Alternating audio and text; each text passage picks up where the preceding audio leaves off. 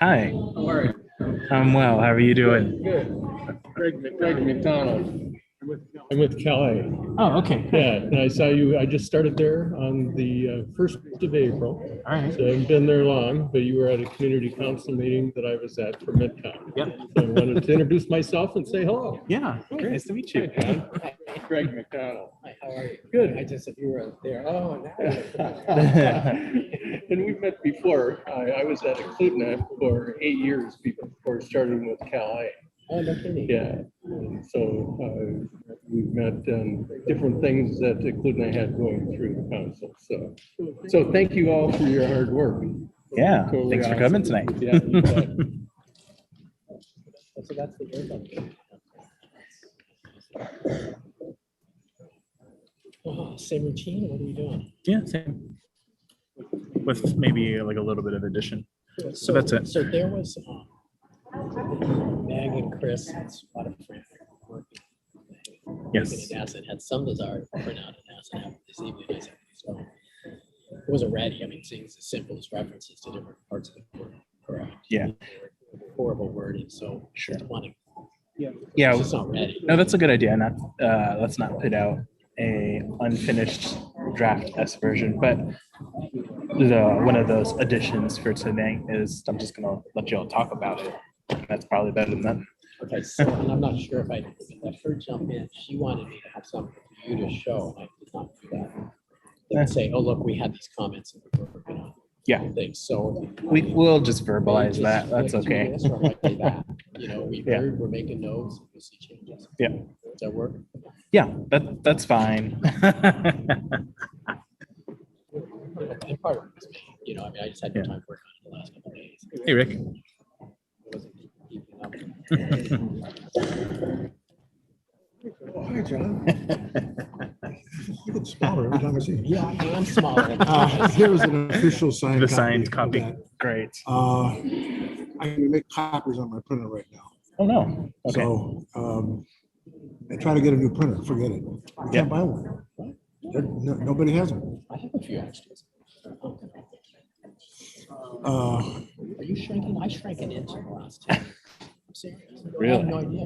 no, I got everybody measured and I does. said, no, I'm Thanks. 5'6". He said, "No, Interesting. sorry." I'm like 5'11" and a half. I'm at 5'11" now. Okay, so hopefully we'll have a good enough session like we did the other night. Yeah, I hear it. It was a hopefully. very positive It was, yeah. discussion. Yeah. Yeah, I mean, definitely people had their opinions, but we were able to have a good back and forth discussion, right? Which is better than nothing. The misinformation is overwhelming. What people think is, and I just got it. The wife, Yeah. she doesn't understand the Ninth Circuit. She doesn't understand this. Mm. I mean, it's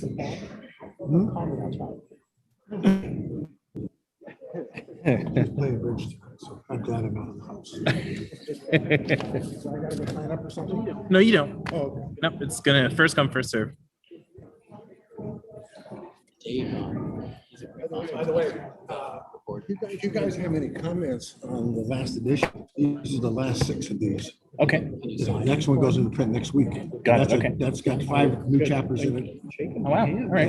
I don't know if you've sent us like the latest version because I know I haven't changed like it. the original one. I haven't changed it since the original. Okay. Okay. I've been working on it, but now I've got so much that I gotta redo it. The whole idea was to do it once a year. this isn't my area of expertise. Got it. if I don't reply. Yeah, no, happy to, because I know I sent you some comments, but happy to take a look at it again. Yeah. No, I got it. Someday I'm gonna.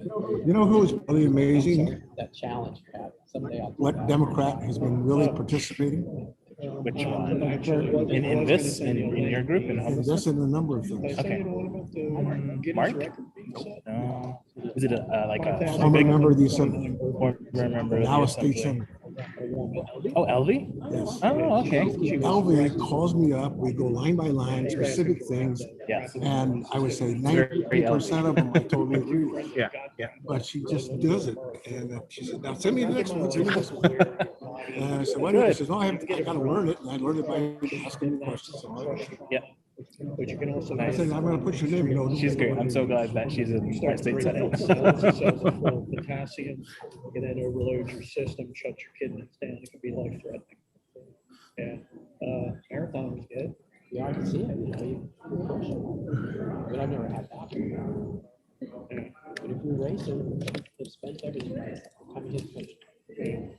No matter what time you pull off. I mean, that distance is an overuse injury waiting to happen. I could never, the longest I've made was 17 miles.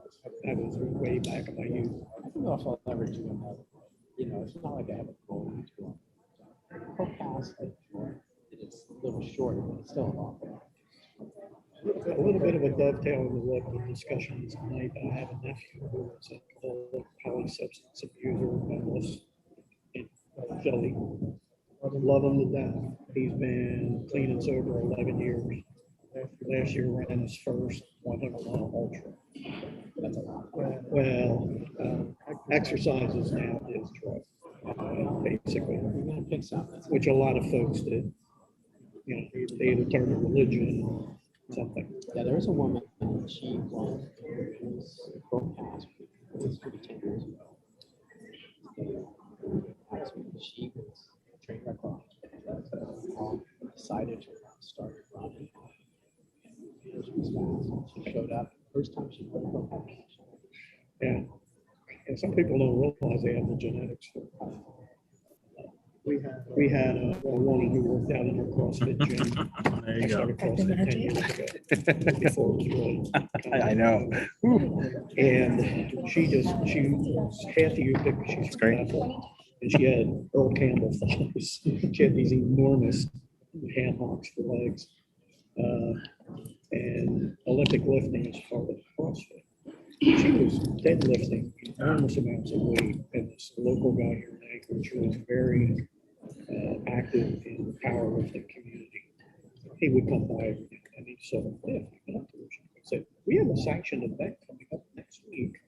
You know, bench press, back squat, and deadlift. That's the 3 disciplines for powerlifting. You don't think about doing it. She was 23. She said 3 records in the junior class, never having done it ever in her life. She's now an adult world holder. But genetics, you know, she was just so strong. Well, I have a friend who does the powerlifting. He looked up for 65 years ago, but he said, all right, 140 pounds. He says, John, there's some record. Yeah, because there's no record. Oh, yeah. So he said, Actually, this This is thing not for Jamie, sets a because it's record. morning. I did. I think that. everyone has I one. tried to get my Yeah. wife to do it, because she CrossFits. She's ridiculously strong. She's 67 years old, weighs 120, and deadlifts 228. Really?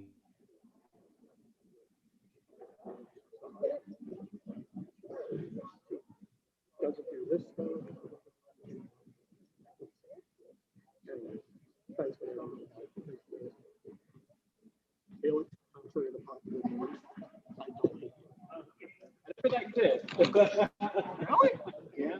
It's kind of funny seeing everybody now.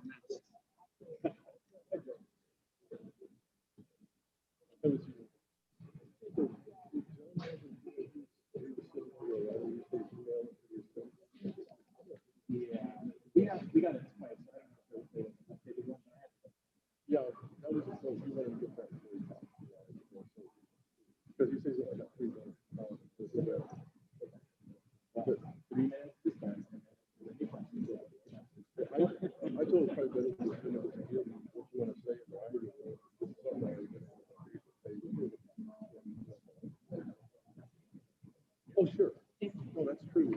What everyone's doing tonight. Which is fine. It was pretty important. Yeah, pictures of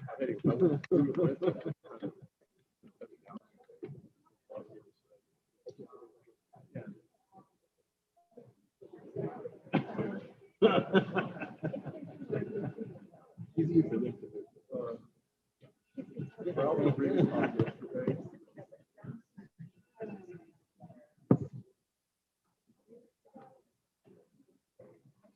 Florida, yeah, I don't know. Anyway, he called me and I volunteered work. I wanted to say that. I figure I get a place to stay, you know. I volunteered work.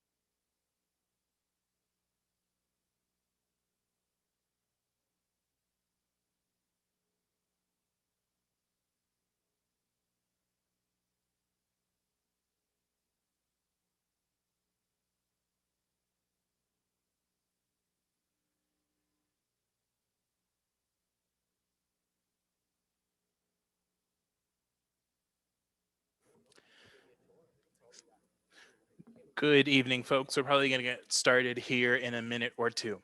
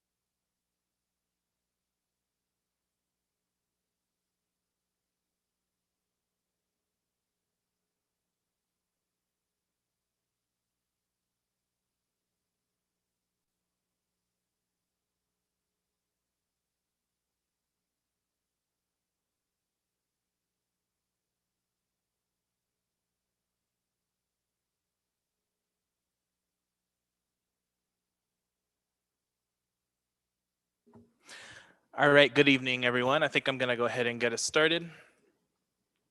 Welcome to today's town hall. The topic today is a B3 zone change and shelter licensing ordinances, both of which are before us on June 8th.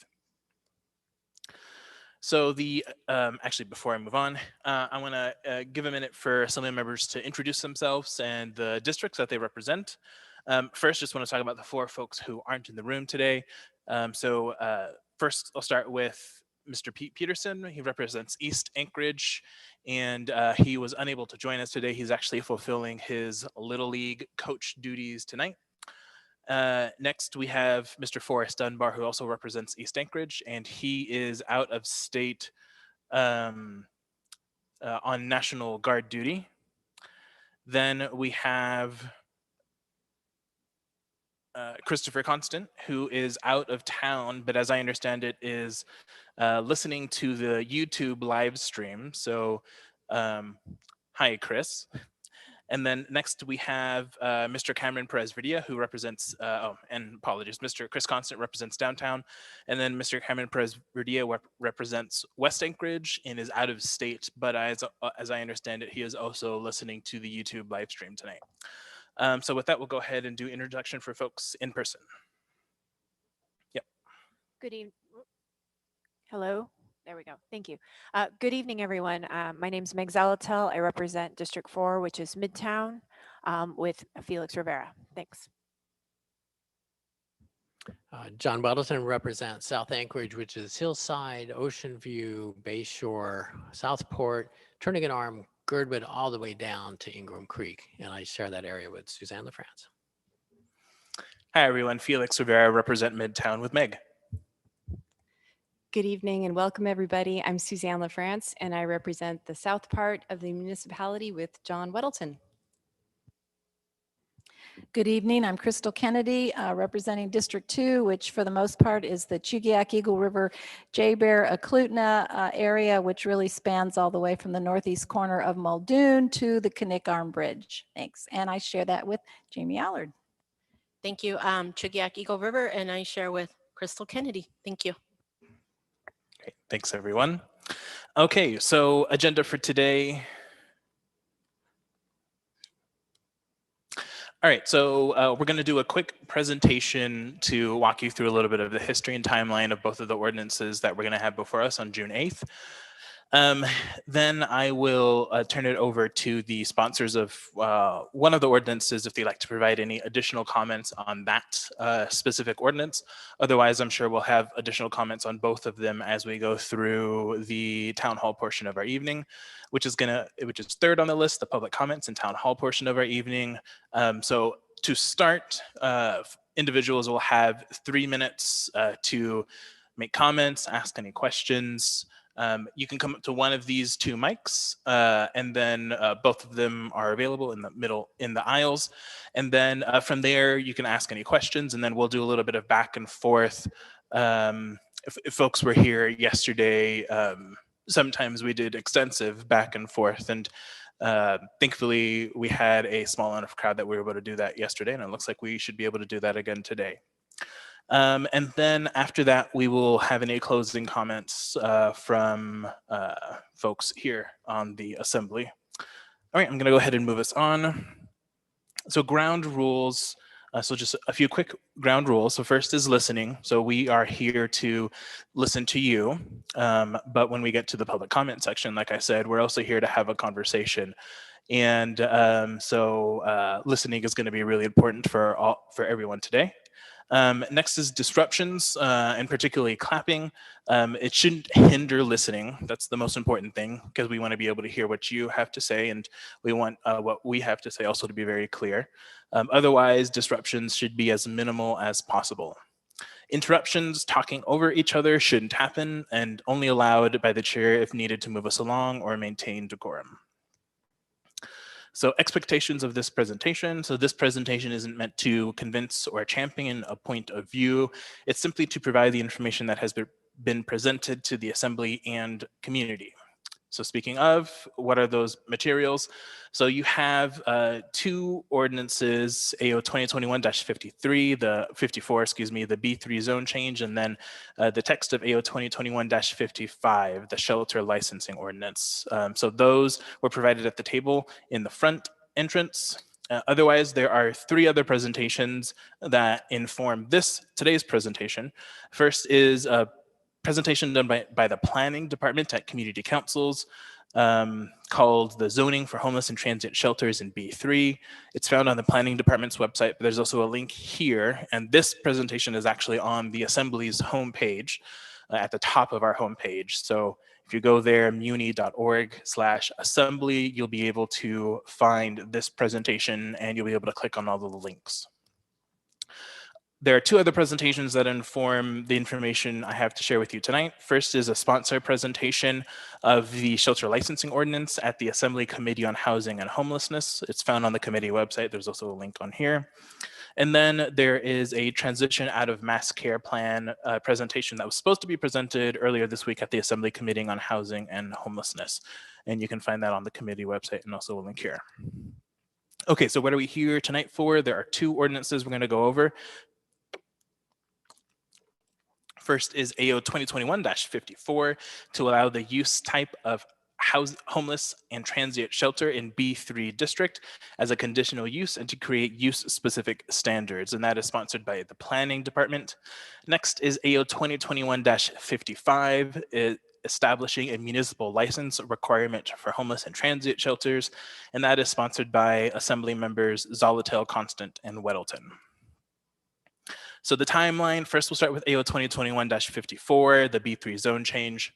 So as folks will remember, last summer, the Berkowitz administration brought forward AO 2020-58, a very similar B3 zone change. It was introduced during the summer of 2020, and it sought to do this change without going through the Planning and Zoning Commission process. So what the Assembly decided to do after hearing from public feedback is to postpone indefinitely, and the administration at that time stated their intent to go through the Planning and Zoning Commission process and bring it back to the body at some point.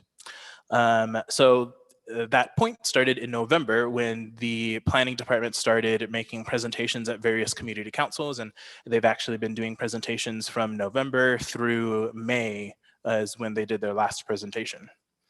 Then the planning and zoning process ended in March when the commission voted to send the text amendment to the Assembly, which was crafted into the ordinance that we will see before us on June 8th, which is going to be the public hearing on AO 2021-54. Timeline for AO 2021-55, the shelter licensing ordinance. The sponsors began putting together a proposal in 2020, and they had several meetings with providers to seek feedback and had several iterations of the ordinance before it came to the Assembly for a presentation at the April 21st meeting of the Assembly Committee on Housing and Homelessness. Then there was a follow-up presentation at the May 19th meeting of the Assembly Committee on Housing and Homelessness. You can actually find recordings of both of those on the committee website if you're interested in listening. And then, just like the other one, there will be a public hearing on this one on June 8th. All right, so let's go ahead and go through the two ordinances, starting with the B3 zone change. So the basic goal, as outlined by the planning department, is amending Anchorage Municipal Code to allow homeless and transient shelters as a conditional use in the B3 zoning district and add use-specific standards. So what is a homeless and transient shelter? It's defined in code, the code section's on the slide. It's a facility designed to provide minimum necessities of life, including overnight accommodation on a limited short-term basis for individuals and families. Other things that can be there, of course, shelter, food, necessary medical and clothing needs, planning for more permanent housing and employment, and more. The justification from planning that was in their presentation they did to community councils includes 4 main points. First, homeless shelters currently are limited to one single zoning district, public lands and institutions, which makes it hard to provide additional beds. Shelters are more compatible in business districts than residential or industrial zoning districts. Business zoning districts are more likely to have access to support services, and other communities across the country allow these shelters in business districts. a couple final thoughts on the B3 zone change. So first is, besides actually allowing homeless and transient shelters in B3 zoned areas, this also creates the conditional use process for any new shelters coming up, which this is the very basics of that process: the pre-application meeting, community meeting, application submittal, agency department review, and then the public hearing before the vote at the commission level. Then the ordinance also adds some use-specific standards, including a 500 feet separation distance between shelters, that the shelters must be located within a quarter mile of a transit route unless other transportation is provided, and that shelters must provide secure storage for personal belongings. Moving on to the other ordinance, which is much a heftier ordinance than the B3 zone change. So I'll just read the purpose statement from the actual ordinance itself. I believe it's the first page of the ordinance, the very first section. The purpose of this chapter is to establish minimum standards of care and operation of homelessness shelters in the municipality, enable and maintain data collection and monitoring of the homeless population, to maintain the appropriate level of control and authority in order to provide individuals and families experiencing homelessness with the care and services needed, and mitigate impacts of neighboring residents, businesses, property owners, and the users of the shelters. Stepping back a little bit to sort of a 30,000 foot level. So a little bit about the need here. So as of May 19th, I don't have any current data, there are approximately 685 single adults utilizing shelter every night. When we demobilize the mass care facilities like the Sullivan and others by September, that could create a predicted need of about 410 to 500 single adult beds. And as folks are aware, the acting mayor did announce a transition plan to demobilize the mass care facilities, and especially bolded and underlined and relevant to our discussion tonight is the plan for a 125 person bed in a new congregate shelter. So that is sort of part of the rationale here. So what does this ordinance do? It does two main things. It creates the minimum standards for shelter operations, particularly looking at policies and procedures of shelters and operations and security plans. So we sort of want to know what these things are for these different shelters. And then coordination of responsibility and communication. So having good neighbor guidelines, which is going to be something new for shelters, but not particularly new in the municipality. These are concepts that have been used both for marijuana and then even before that for alcohol licenses to ensure that there are good relations between the neighborhoods and these other establishments. There's also going to be a requirement of an MOU between the provider and the community council. And then it also talks about the municipal commitment. What skin in the game is the municipality going to have for these privately run facilities? A little bit more about the shelter licensing ordinance. So the timeline, when is this going to be actually effective? So it's effective January 2023 for established shelters, but if there are any new shelters, and going back to previous slides where I talked about the acting mayor's transition plan to demobilize the Sullivan Arena, that's contingent on a new shelter being in place. Provisional licensing for new shelters would happen between supposed passage and January 2023. So in between potential passage and January 2023 would be development of regulations or policy implementation guidance that happens in the interim. Some of the main sections of the ordinance, there's a lot there. Like I said, this one's a little bit of a heftier ordinance. It includes definitions of types of shelters, applications for a license or renewal. A lot of sections are on operations of the shelter, reports to the assembly, and enforcement. Like I said, we actually had our first town hall on Tuesday, and we got a lot of great feedback. And as I understand it, a lot of that feedback was used to make some changes to the shelter licensing ordinance. So there are already some changes that are in the works, and I'm going to turn it over to the sponsors of the shelter licensing ordinance to see if they'd like to make any additional comments or talk about any of those changes. Thanks. So we don't really have any changes yet. We're working on kind of how to write these things up and what changes to make. But I would suggest that if not by early afternoon tomorrow, certainly before our meeting on Tuesday, we'll have a substitute version, we call it. So you'll see the number at the top will be 221.55 and it'll have an S after it. So we call it the S version, and that will have quite a number of changes, I think, as we've kind of modified this over the last 7 or 8 months. Every time we get more input, we make changes. So we're continuing that. A lot of the changes, we had some discussion on the background checks and what are people already doing? Can we just match that? A variety of things. I think, a day and night shelter, defining those, just but the whole list of comments that we got on Tuesday. So we've kind of working our way through those and comparing notes between Meg and Chris and myself and our attorney, Dean Gates. So look for something. Hopefully we'll have some version that would be a base. Can you hear me okay back there? I'll get close. Is that better? Okay, thank you. Do this if you can't hear me. So there'll be a substitute version, and that's not the end deal. I mean, as you see, these things change consistently. So we'll continue to hear, and we'll hear more on Tuesday and address issues that we hear there. And they would expect that there would be amendments proposed possibly on Tuesday, or if we extend to another meeting after that. So it's a living document because, we hear what you have to say and we make changes. Thanks. So I'm going to highlight a few of the changes that we've been talking about. First, we've provided some language, or we've been talking about language that's more explicit about the variance and waiver provision of the chapter, and you'll see that portion applying to background checks. So if a provider has a substitute or an alternative way to ensure operational safety, like we heard about codes of conduct and other things, they could seek a waiver or a variance from the requirement. And in fact, that portion of the ordinance applies to all of the requirements under the chapter, but there have been concerns about background checks becoming onerous. So if there are, excuse me, if there are other ways that is being done, or if accreditation covers it, that can be highlighted and a variance or waiver can be requested. As Mr. Weddleton mentioned, the definition of overnight shelter and day shelter, those actually align with Title 21 definitions as currently stand right now.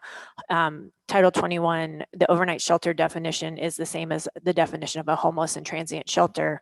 The day shelter is aligned with the social services facility definition. And then in hearing how the admittance policy was being read, that it would require operators to admit individuals who were under the influence of alcohol or drugs, we have changed that to say that that's not the case, that you do not have to admit someone, but if you do admit someone who is under the influence of alcohol or drugs, you need to have a plan to care for their basic needs and deal with that situation. And then lastly, we put some further refinement on the municipality's commitment. We state that there's no tolerance for unlawful loitering or soliciting in the roadways 1/4 mile of a licensed overnight shelter or day shelter. Of course, that's subject to resources and federal and state and local law, and that resources and technical assistance can be provided by the municipality based on location and site-specific needs. I think those are the largest and most significant changes that you will likely see in an S version. Of course, we will continue to refine this as we hear comments tonight up through getting hopefully something in the addendum for tomorrow, and then additional amendments Tuesday night. Thanks. Thanks. And before I move on, as I said at the beginning, there are a couple of Assembly members who are watching us on the YouTube live stream. And one of them is Assembly Member Constant, and who is one of the 3 sponsors for this ordinance. So he texted me and wanted me to add that, and this is a comment he made on Tuesday, so nothing new, that in addition to marijuana and alcohol facility is going through sort of a good neighbor guidelines to have better relationships between the community and those establishments that actually originated in the municipality of Anchorage, at least originated in Fairview, was the first example of that, of a good neighbor guidelines between the Fairview community and the Brother Francis shelter. So that was the originator of it, and then was used in other instances, and now it's being used once again for shelters.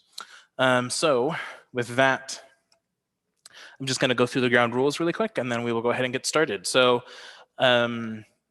again, listening, we're here to listen to you, here to have a conversation.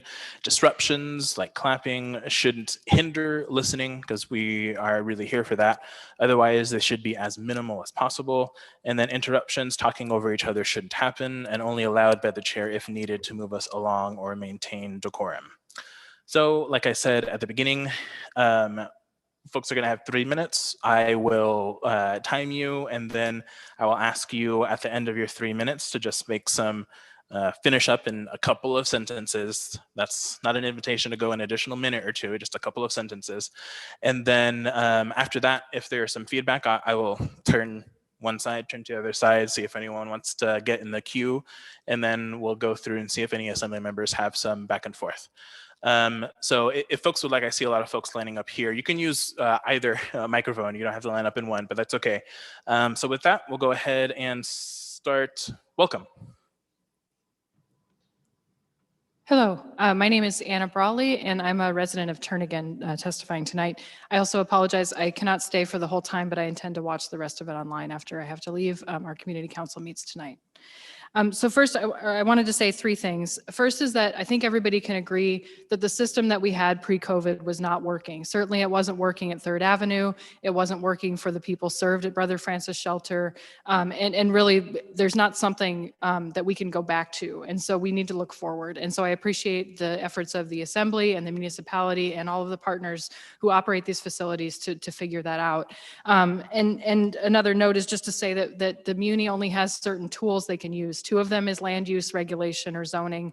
Another one is licensing or, regulating businesses. And so I appreciate that we're looking at the ways the Muni can do that.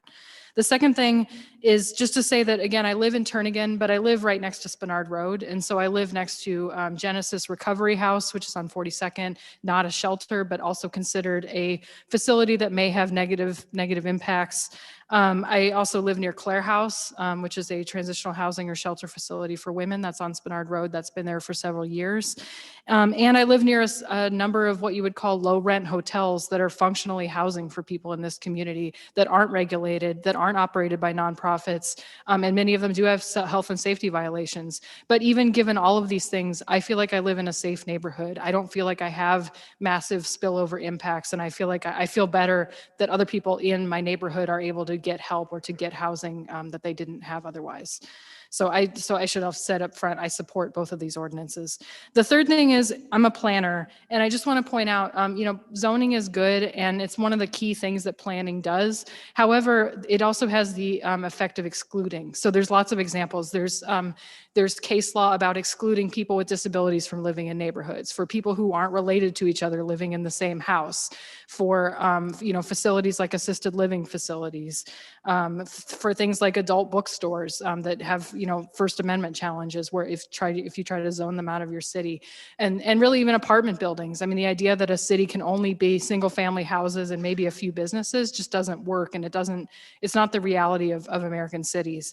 And so we need to think about how our zoning, the way it exists right now, is exclusionary, and allowing something only in one zone and then forcing an organization to pay the cost and time to do that rezoning on top of all of the development and the business and figuring out how to pay for it, that really is exclusionary. And so we should think of zoning, it cuts both ways. It protects, other uses, but it also can keep people out, or it can keep uses out. And we always have to balance those needs, because everybody needs to live in our community. Thanks.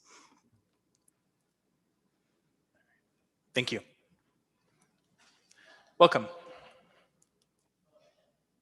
Gary Clark, and I live in the Heather Meadows subdivision. And to start, I'd like to ask a few questions. will these newly renovated facilities have names? Can you enlighten us on how these facilities will be ran? Any details on the Good Neighbor program mentioned? How will it prevent crime? Will there be organized activities and designated places for children, designers to brighten the place up? My hope is that they won't feel too bland and unwelcoming. Will pets be allowed? I'm so curious. In fact, I'm considering being there day one as a volunteer. A couple nights ago, an assembly member assured us these proposed renovated facilities will absolutely and without a doubt be unlike the disgustingly prudish coined term spillover we've seen from other shelters, although he didn't elaborate on exactly how. And that's a little worrisome. This only after a member of the public mentioned in their testimony that the precise number of assembly members gathered here today who have prior experience in designing, engineering, constructing, and maintaining a facility for the houseless is 0. And it leaves some uneasy, obvious, and nagging questions. Another even went so far as to say he doesn't think any of his fellow assembly members personally wants to be sitting there dealing with the issue of houselessness. And yet there they were. He looked around to receive some mixed, awkward, and silent approval and promptly proceeded to agree that the problem of homelessness should indeed be left with the privately funded and operated entities, including churches, before assuring us, the public, that in the past, the city's hands were essentially tied anyway, bound by rules and legislation. I believe in people, progressivism, positivity, patience, and pleasantries, lest we forget.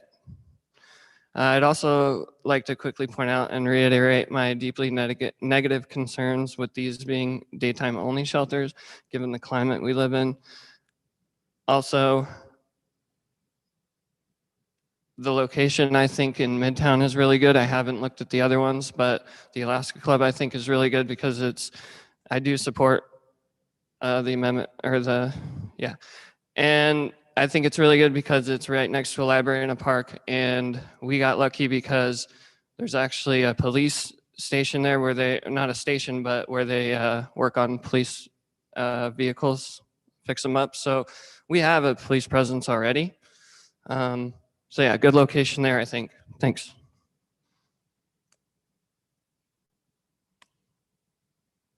So I'll go ahead and start with Ms. Zolotel.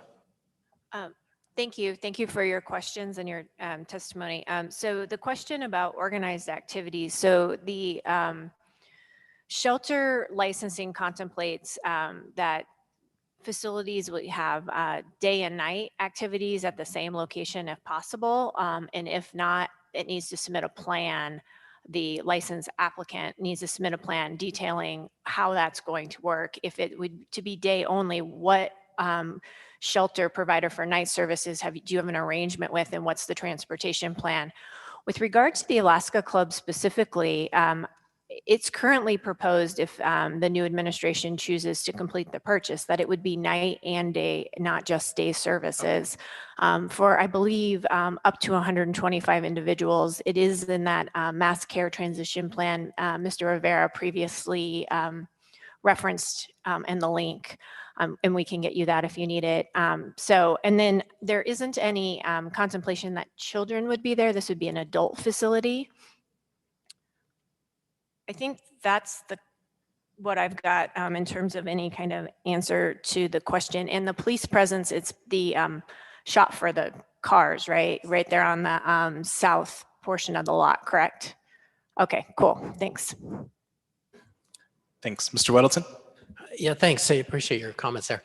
You know, these rules don't specify any particular, operation at all. I mean, there is concurrently that the city is looking at the old Alaska Club, but the intent here is really for operators similar to the ones that are already out there, coming in and developing any kind of shelter. And some do allow pets and some allow kids, like awake and so on.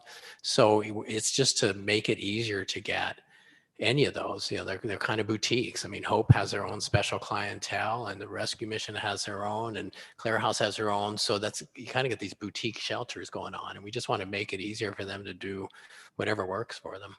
Thanks. Sure. So I had myself in the queue, and then I'll go to you, Ms. Allard. Okay, so just a couple of responses from me. Thanks for the comments. So first is in terms of I think you were mentioning the 4 properties. So these ordinances that we have before us, the shelter licensing and the B3 zone change ordinance, they're at most tangential to one of those 4 properties, the Alaska Club, but otherwise these weren't necessarily crafted with those 4 properties in mind. That said, you bring up some interesting points, and one of them is, the municipality, I guess speaking for myself, I don't want the assembly to get in the business of operating shelter. That's why we really want to rely on the private expertise that we have in our community to operate the shelters. That's why you'll see us going through for any new facilities, whether it's the Alaska Club or any other facility that the new administration tries to bring up, that there'll likely be a competitive RFP process. And we really want the best operators running these types of facilities in our community. But that said, it's also important that the municipality has some type of skin in the game. And up until just a few years ago, the municipality really didn't have any skin in the game. We didn't have any financial resources put to the table. I think it wasn't until 2019 and maybe 2018 that we actually started putting resources behind shelter. And so now, we are here because with the demobilization of the Sullivan, we're looking at the need for new shelter, and we want to make sure that that new shelter is done the right way. And we want to make sure that that shelter, we have a tool in the toolbox, as some of the sponsors would like to say, to make sure that we can be good stewards with the community if there are any community concerns that pop up because of this new shelter. Thank you. Ms. Allard. Thank you. So your questions were good, and I do have some concerns, especially in some of the responses of my coworkers here. So when I'm looking at everything that's going on and some of the emails that I've received and I've seen, even the Anchorage Health Department director has said this licensing is burdensome. It's going to cause fiscal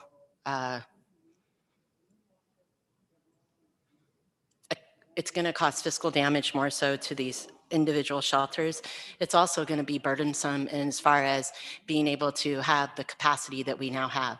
So when the licensing takes place, there's going to be an unintentional consequence, and that is that the capacity that these shelters are going to continue to have is going to decrease. So you're probably going to be looking at less shelter space. You're going to probably be looking at people who don't want to open up shelters. And if we don't want to be in the business of saying what we should and shouldn't do, we also are going to be the ones that have to re-inspect, to make sure everything's going the way it should be. It's going to be a fiscal cost, more so on the municipality, and it's not a good idea. So there's a lot more avenues, but I'll hit more on them as we go through the night and I get my notes down. Thank you. Thank you. Thank you. Welcome. I'm here today in a couple of capacities. One is president of the Midtown Community Council. Mr. Chairman, you have our recent letter clarifying some misunderstandings about where we're at and where we're not at, et cetera, et cetera. Part of that has evolved over time as the members of the council have been out in the field looking at what's going on in relationships, particularly with the gym and the liquor stores and the drug facilities, et cetera, and the neighborhood next door.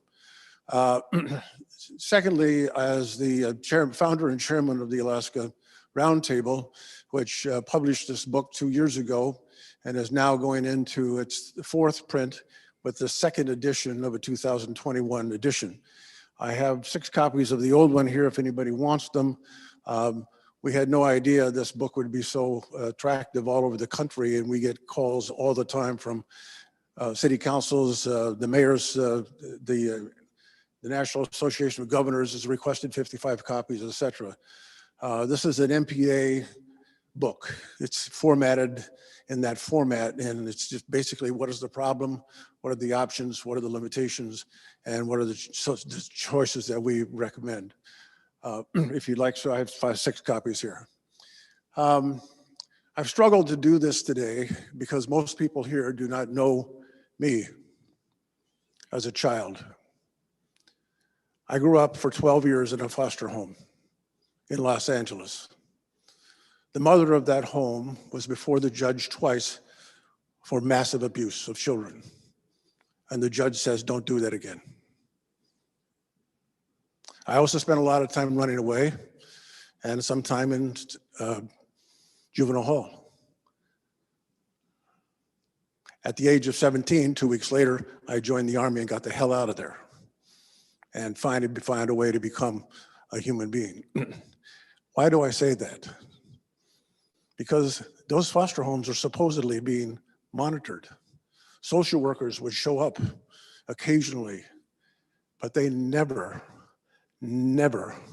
sat down and had a conversation with the children who live there. I believe that we have to have licensing for things like homeless shelters. Not that we have to impose ourselves, but we have to be involved at a point where we have broader concern about the people in there.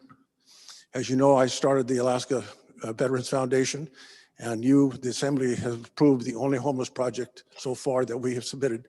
That's the only one that's been approved, both by the city and by the state, which is now pending in the Department of Defense. Having us involved as a community in these things is enormously important. I had a number of instances, and I worked very closely with the Catholic Social Services group, which I have a lot of respect for.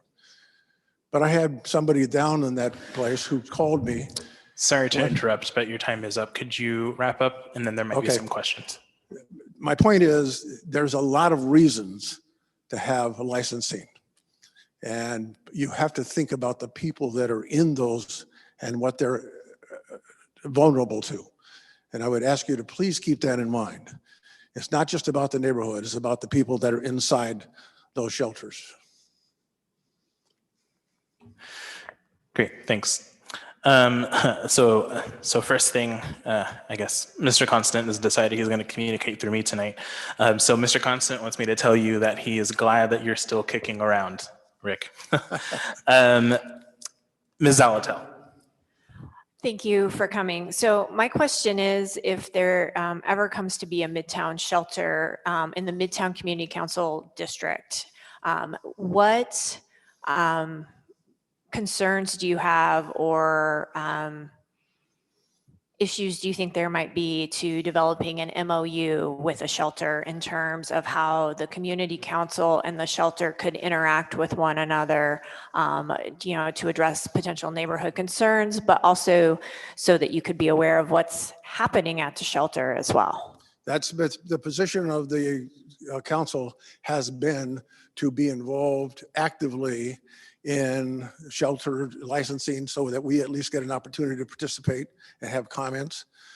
We can point out that there's a school around the corner or something. It's amazing what people don't do when walking around the neighborhood. So we think that the same way we do alcohol and we do marijuana shops, we use an agreement basically between the entity and the council, and those have worked enormously well. We have dealt with a lot of problems with alcohol, and those have all been fixed because of that relationship. And I would just put out a top hat to Brown Jug, who saw what problems were going on, worked with us, and they're doing a wonderful job. And so it's a matter of involving the community through the councils in these kinds of things. And as you know, we get quite a few people, and APD shows up in a team almost every month. Thank you. Thank you. Thank you. Welcome. Know if everybody understood that we were going to go back and forth in the lines. I did state that earlier, but I'm happy to just state that again. So we are going to be going back and forth. Okay. Yeah. Okay. My name is Sue Easterly, and I've been a resident of Anchorage for 62 years and a resident of Rogers Park for 25 years. And I've heard some of the things that I've have questions about addressed here tonight, but the things that I have concerns about is these facilities spread all over Anchorage. It seems like it would be better if the housing the resources and any kind of help for the homeless would be in one location, so they didn't have to transport back and forth across town. Plus, I'm against any rezoning for any neighborhood areas to be for homeless shelters. What are the incentives for the homeless to go into one of the shelters?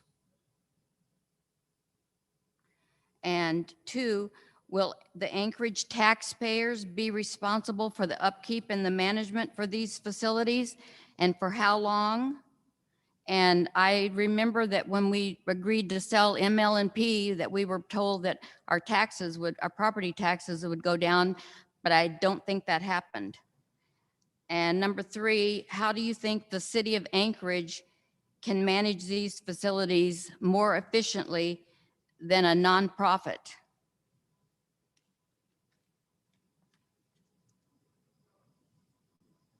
It just seems like this is going to be a money pit for the Anchorage taxpayers.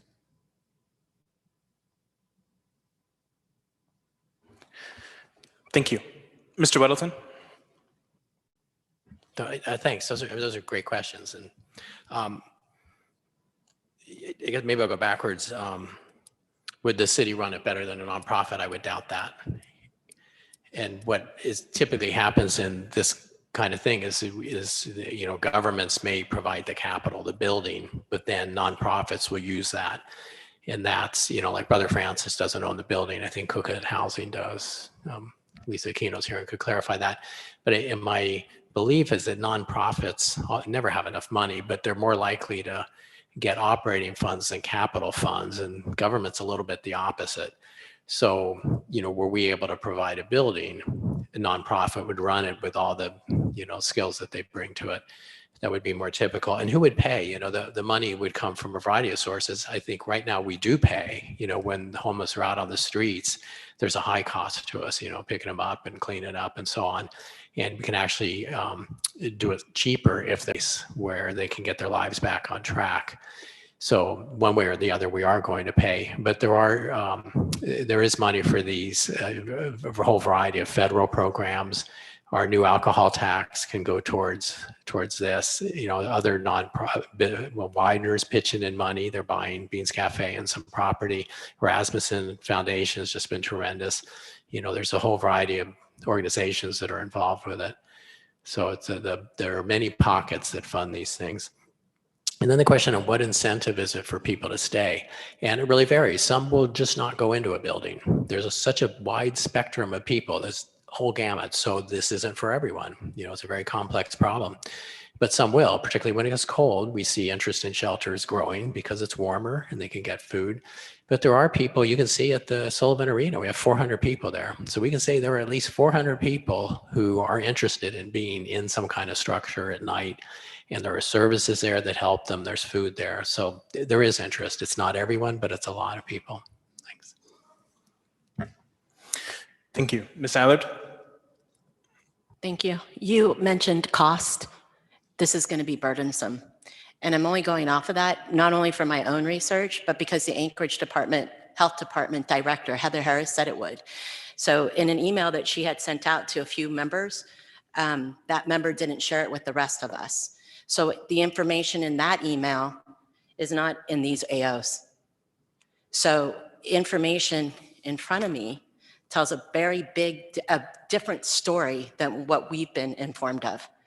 And for the director, Heather Harris, not to share that with the rest of us, I don't think that's good. So it is going to be a fiscal burden, and there's a lot of other things in here that do need to come out. She also stated that public process in the future shouldn't happen, and that politicizing the homeless isn't the direction that we need to go, and that the elected officials shouldn't be having a say on it. It should be only the administration to avoid the public process. So I have really big concerns about the licensing and the code changes. So it will be a money pit. In my opinion, yes. It's going to be a big investment, and I think it's going to turn into a money pit and burdensome, just like she stated.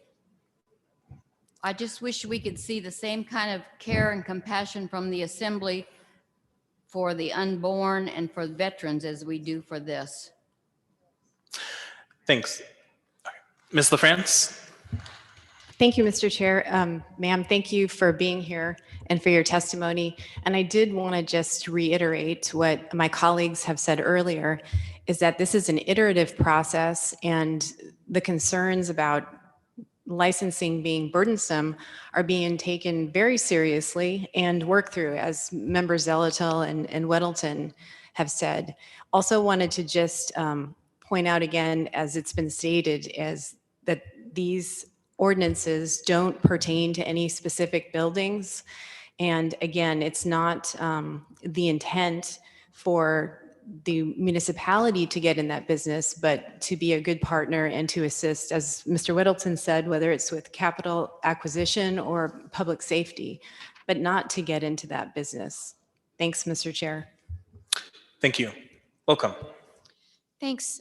Before I start my time, I was actually told today by an assembly person that there wouldn't necessarily be a 3-minute limit, but I guess I was wrong about that. Can you clarify that for me real quick? Yes, so whoever told you that wasn't informed correctly, or they didn't state it exactly right. So yeah, that was Mr. Weddleton, and I've already corrected him a couple of times. So there is a 3-minute to start, and then if there are any questions or comments that assembly members have, then that extends your time, obviously. Understood. Sure, and it looks like Mr. Weddleton wants to make a comment. I'm sorry if I misled you. That's what I meant if I said it different, is that people have 3 minutes, but we have more of an opportunity to go back and forth than we do at a typical public hearing. So I'm sorry if I misled you. I understand, sir. Thank you. So I'm Donna Celia. I'm in South Anchorage District, and I have a great deal of comments to make. I'd like to start at the top by saying that the stated intent that the Assembly has in this regulation is to exert authority and control. Control and authority is how that's stated. So control and authority is what their stated intent is. And there are specific aspects in this rule that is proposed that I think are actually really troublesome indeed. I'm going to start with the new regulations for public involvement. I noticed that there is a detailed public process included under section 16-125-60 for department guidance development. However, no such public process exists for the development of new regulations described under the authority to prescribe additional regulations on page 14, line 31 of the proposed regulation. This is a tremendous oversight. All regulations, municipal, state, and federal that I know of are subject to a public process, but this particular authority to create regulations under the proposed rule has no public process included. So that is something that absolutely needs to be addressed. There is no need, in my opinion, for new, capricious, or burdensome regulations to be made by a bureaucratic municipal department, least of whom the health department, and certainly not without the involvement of the public at that level. Second of all, I want to reiterate some observations that I made about costs. It's already been stated that there are concerns about costs to the taxpayer. The Homeless Management Information System in particular is a system that I have never heard of. Maybe it exists already, but maybe it doesn't. This in particular is a system that has several problems. One of the problems is that I can imagine it creating a huge cost burden to the shelters themselves. I'm not sure what exactly this system is or what you envisioned when you described it in the regulation. It appears on page 10, line 38. But that particular aspect of it sounds to me like a digital record-keeping system for personal information about the homeless clients who will be served. And if that's the case, then these shelters have to come up with some kind of system. That sounds really burdensome because they're going to have to come up with something, right? And that has to be compatible with the Muni's record-keeping system. All of that actually creates several problems, not the least of which is the cost. But then there's also concerns about data privacy. And there's concerns about forced medicine and concerns about certain exposures. I just want to go into the privacy and data concerns in particular. Under the HIPAA regulations, the moment any entity of any kind transmits personally I'm identifiable. Sorry to interrupt, ma'am, but your time is up. If you want to wrap up very briefly, please. Yeah. Personally identifiable medical information to any public health agency, then that organization becomes a business associate per the definition in 45 CFR 160-103. That makes that organization subject to HIPAA regulations and data security regulations under HIPAA. And all of that is costly and burdensome to the facilities. I have additional comments that I sent to Mr. Weddleton. They're extensive and they're detailed and they're very specific. I just wanted to point that out on the record. Thank you. Thanks. Ms. Zolotel? Thank you. So 2 points. Regulation development has an inherent public involvement process. It's actually something that has to happen no matter what, regardless if we state it here or it's a regulation that's going to be developed regard to food safety or some other area. So there would be public involvement in the development of regulations by a department. May I ask you a question about that then? Yes, but I'm going to ask Ms. Zolotel to finish whatever she Sure. has, and then you can ask whatever questions you have. Go for it. So the question is, if it is inherent for the public process, if the public process is inherent to your regulatory system, why was it necessary to specify in great detail the public process under section 16-125-060, but it's assumed to exist under the other regulation? Because regulation is different from guidance. So the one is more, would not have the effect of law, where it would be guidance for implementation, best practices, those types of things. So it would not be regulatory in having the same force and effect as law. So that's the difference between the two. We can have regulation and then we can have guidance on you can meet the regulation in these ways. The ways in which you can meet a regulation or implement the services, that would be guidance, and that would not require a public process typically, unless we spell one out that requires a public process like we have. Ms. Zolotel, I do have a response to that. So I'm an environmental scientist and I'm a consultant in the air quality field in Alaska with 13 years of experience in that field. And prior to that, I have many years of experience as an archaeologist in 3 different states, working as a consultant as well. I actually deal with state and federal regulation, and specifically my job is to help facilities around Alaska comply with the state air quality regulations and the Clean Air Act. So I have a lot of experience with the way that regulations are enforced, and I am quite conversant in the difference between a regulation, a law, and a guidance or policy. However, when policies are enforced by an agency, that agency could be the Department of Air Quality. That agency could be the State Health Department. They enforce those regulations as if they are the law, and then they threaten facilities with corrective actions, NOVs, that kind of thing, the kinds of things that you specify in this regulation in particular, in order to force them to comply with the guidance and regulations. This takes what you call a lesser than law guidance or policy and turns it into something that actually has the force of law, because these organizations have to make a choice between taking this issue to court or rolling over and complying with the demands. That's what happens. Well, I'll disagree with your characterization and your conflation of the two things. I did want to speak to HMIS. So HIPAA does not apply to HMIS. HMIS does not collect protected health information. It is primarily statistical information used to ensure that we can meet the needs of an individual who needs to move through the homeless response system towards housing.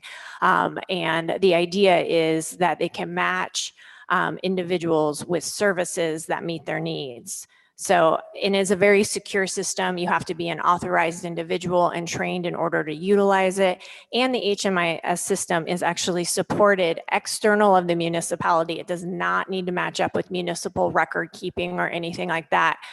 Reports can be pulled. The health department is already an HMIS user. So it's a well-integrated system that's being used. We did hear concerns about the burdensome potentially of using HMIS, particularly for smaller providers. And we are working with the Anchorage Coalition to End Homelessness to provide that technical assistance and resources because they're already utilizing it. So what we want to do is enhance that because it's such a key part to having appropriate data and crafting appropriate responses. So am I to take it that HMIS is a system that already exists? Yes, and it's widely used. Does this system collect personal information like names, social security numbers, number of children, last known address, telephone number, that kind of thing? It collects a variety of statistical information, and it is a secure system. Am I to take it that your answer means that yes, it does collect personally identifiable information? Yes, I just said that it did. And I don't want to argue about it. Okay. I can provide some resources on where you can learn more about HMIS. Then my final comment to you, Ms. Zalatel, is that databases that are basically web-based and web-hosted cannot be protected. You can't sit there and look at me and tell me that it's such a secure system when the PFD system got hacked, a pipeline got hacked, the VA system got hacked, the Oregon health plan got hacked. It's very, very easy for that private information to be stolen. It's very, very lucrative. It deserves protection.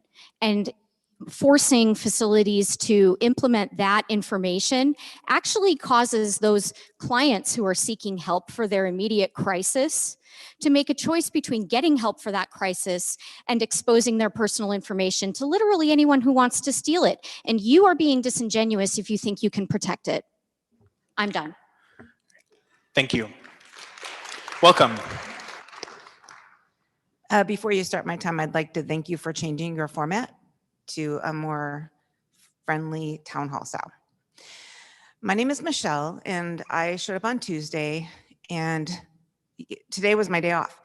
And I spent my time in the morning listening to your June 2nd public safety meeting. What I learned was that the chief of police said that panhandling, while it is seen as a law, because I always thought that panhandling was, against the law, and so the police would do something. Well, it's been taken to the Supreme Court of Alaska. It's not, blah, blah, blah, blah, blah. If you recall, on Tuesday, I talked to you about how I've had these vagrants. Mind you, homeless is different. I almost was homeless myself. But the vagrants have tried to open the truck, my personal 30-foot truck doors. I've had one steal my stuff. I chased him down, got my stuff back. So what I learned today is that there is no way that I can get any assistance on that because there's no backup. So the cops aren't going to show up if I say there's a crowd, because that happened to me. The guy who stole my stuff then had his 4 friends crowd around my truck. If I would have called the cops, they couldn't do anything. There would be no backup. So I'm here because I'm really concerned because I've already asked my employer not to send me into downtown. I reluctantly go to Midtown. I will go to East Anchorage, but I'm on South Side and I feel safe. But I feel like you guys are taking a big old frosting knife and you're gonna frost this problem across Anchorage. And what am I gonna do? What am I going to do? When these vagrants feel like they can just, and I'm not the only person, I've seen other people's cars, they try to open the doors and stuff. We can't call the cops. That's just what came clear to me today.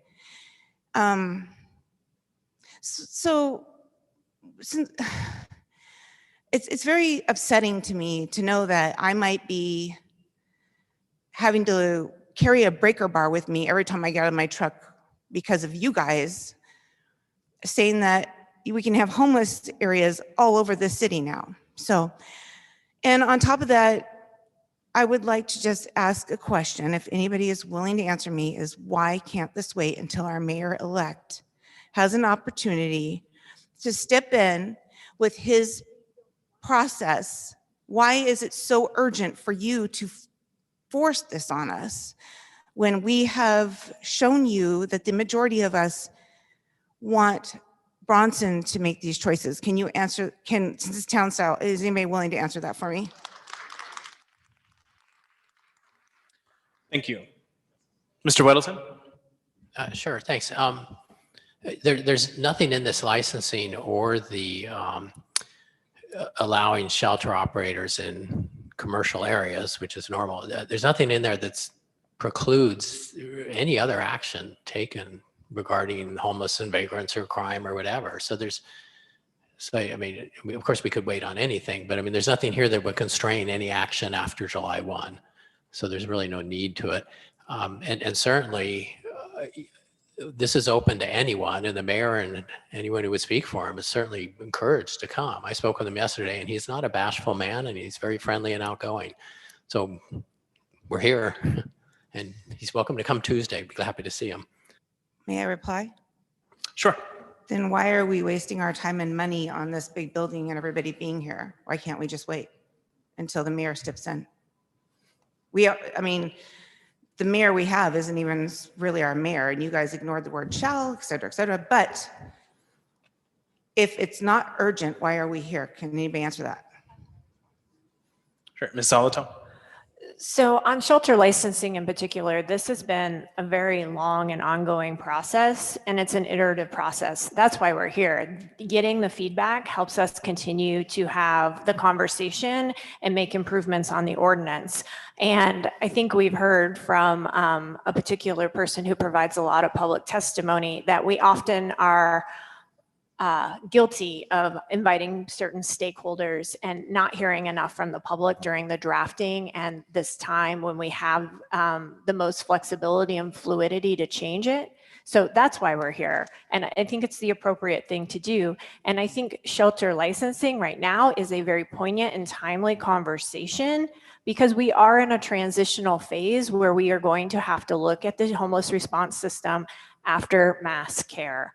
And so that was what this was always looking at. Before COVID, we knew we had a gap in shelter services, and we continued to talk about if we had to bring on more shelter, what would it look like and how could the concerns be addressed? This is the regulatory tool we've picked. I think it's been very responsive, and it will continue to be responsive because we have events like this. Thanks. May I respond? Sure. Again, what is the rush? Why can we not wait until after July 1st? You're going to make your decision on the 8th, Tuesday. It doesn't matter what we're doing here. We're all pretty much wasting our time trying to talk to you. But why can it not wait? Can anybody answer that question?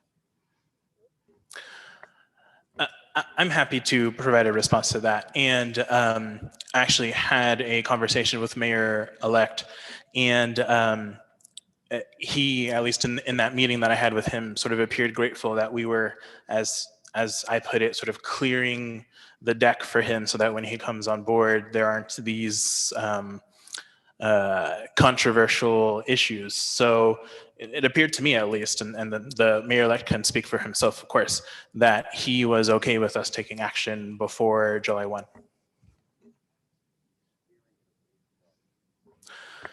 Okay. Chair, may I respond to her? Sure, go ahead. So, Michelle, I would disagree.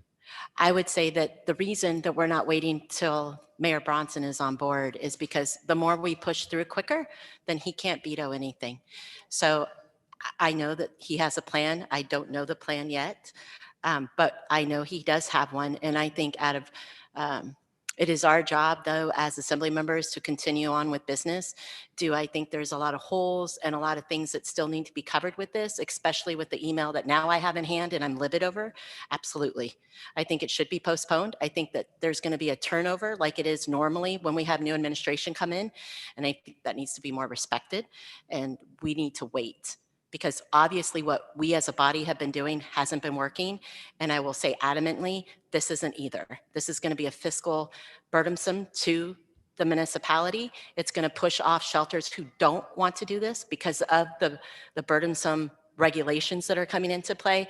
And according to Director Harris that there are 2 shelter facilities that will participate and will no longer be a shelter for homeless because of these regulations with the licensing. So I would say it's being pushed forward because of the veto power that the mayor could have. Although the assembly could override, this is challenging time right now. May I ask one more question? Sure. Is there anything that we can do as the public to make this stall out for that period of time? So I had Ms. LaFrance in the queue to respond, I think, to a previous question. Thank you, Mr. Chair. And yes, I was actually going to respond to something else. And thank you for your ongoing participation. I wanted to mention that ever since I joined the body in 2017, the conversation about homelessness has been, it's been complicated, it's been passionate. Many people have been involved for years. And back in 2018, Chair Rivera and Mr. Constant and I, or actually I can't remember if Mr. Constant was on that, but no, okay. Put forward a resolution that was supported by the body to disperse services. And if Mr. Constant was here, he would speak to how his district has, borne the brunt of having, services consolidated in one area. So part of dispersing the services, right, is looking at, well, where can shelters go? And we find that when they're smaller and we can, or I say we, but when operators can pull folks out, different demographics and populations and serve their specific needs, it's more effective. And so when we look at the municipality and where those shelters can be, it's very limited. We had some conversation about public lands and institutions. So for some of us, this has been a conversation that has been going on since we got on the body. And, part of that larger solution of, well, what are the options and how can we do it? So I can understand there's so much that goes on that it feels sometimes like things just pop up out of the blue and there's a lot to it and it takes time. So I can appreciate that it feels like it's really fast. But I would also just add that once we move on from something, there's another issue that there, as you know very well, the business of the city is very complex. So this is something I'm sure we'll keep coming back to. And again, thanks for your ongoing involvement. Thanks. Welcome. Hello, my name is Martha Okpixon Fenstra, and just a couple of comments. It would be helpful for those of us who don't have a photographic memory if you put your names before your nameplates, carry them around in your car, take them with you on the people mover, but bring your names. It's not a light matter. And as far as public process, I am enrolled in the largest corporation in the state of Alaska.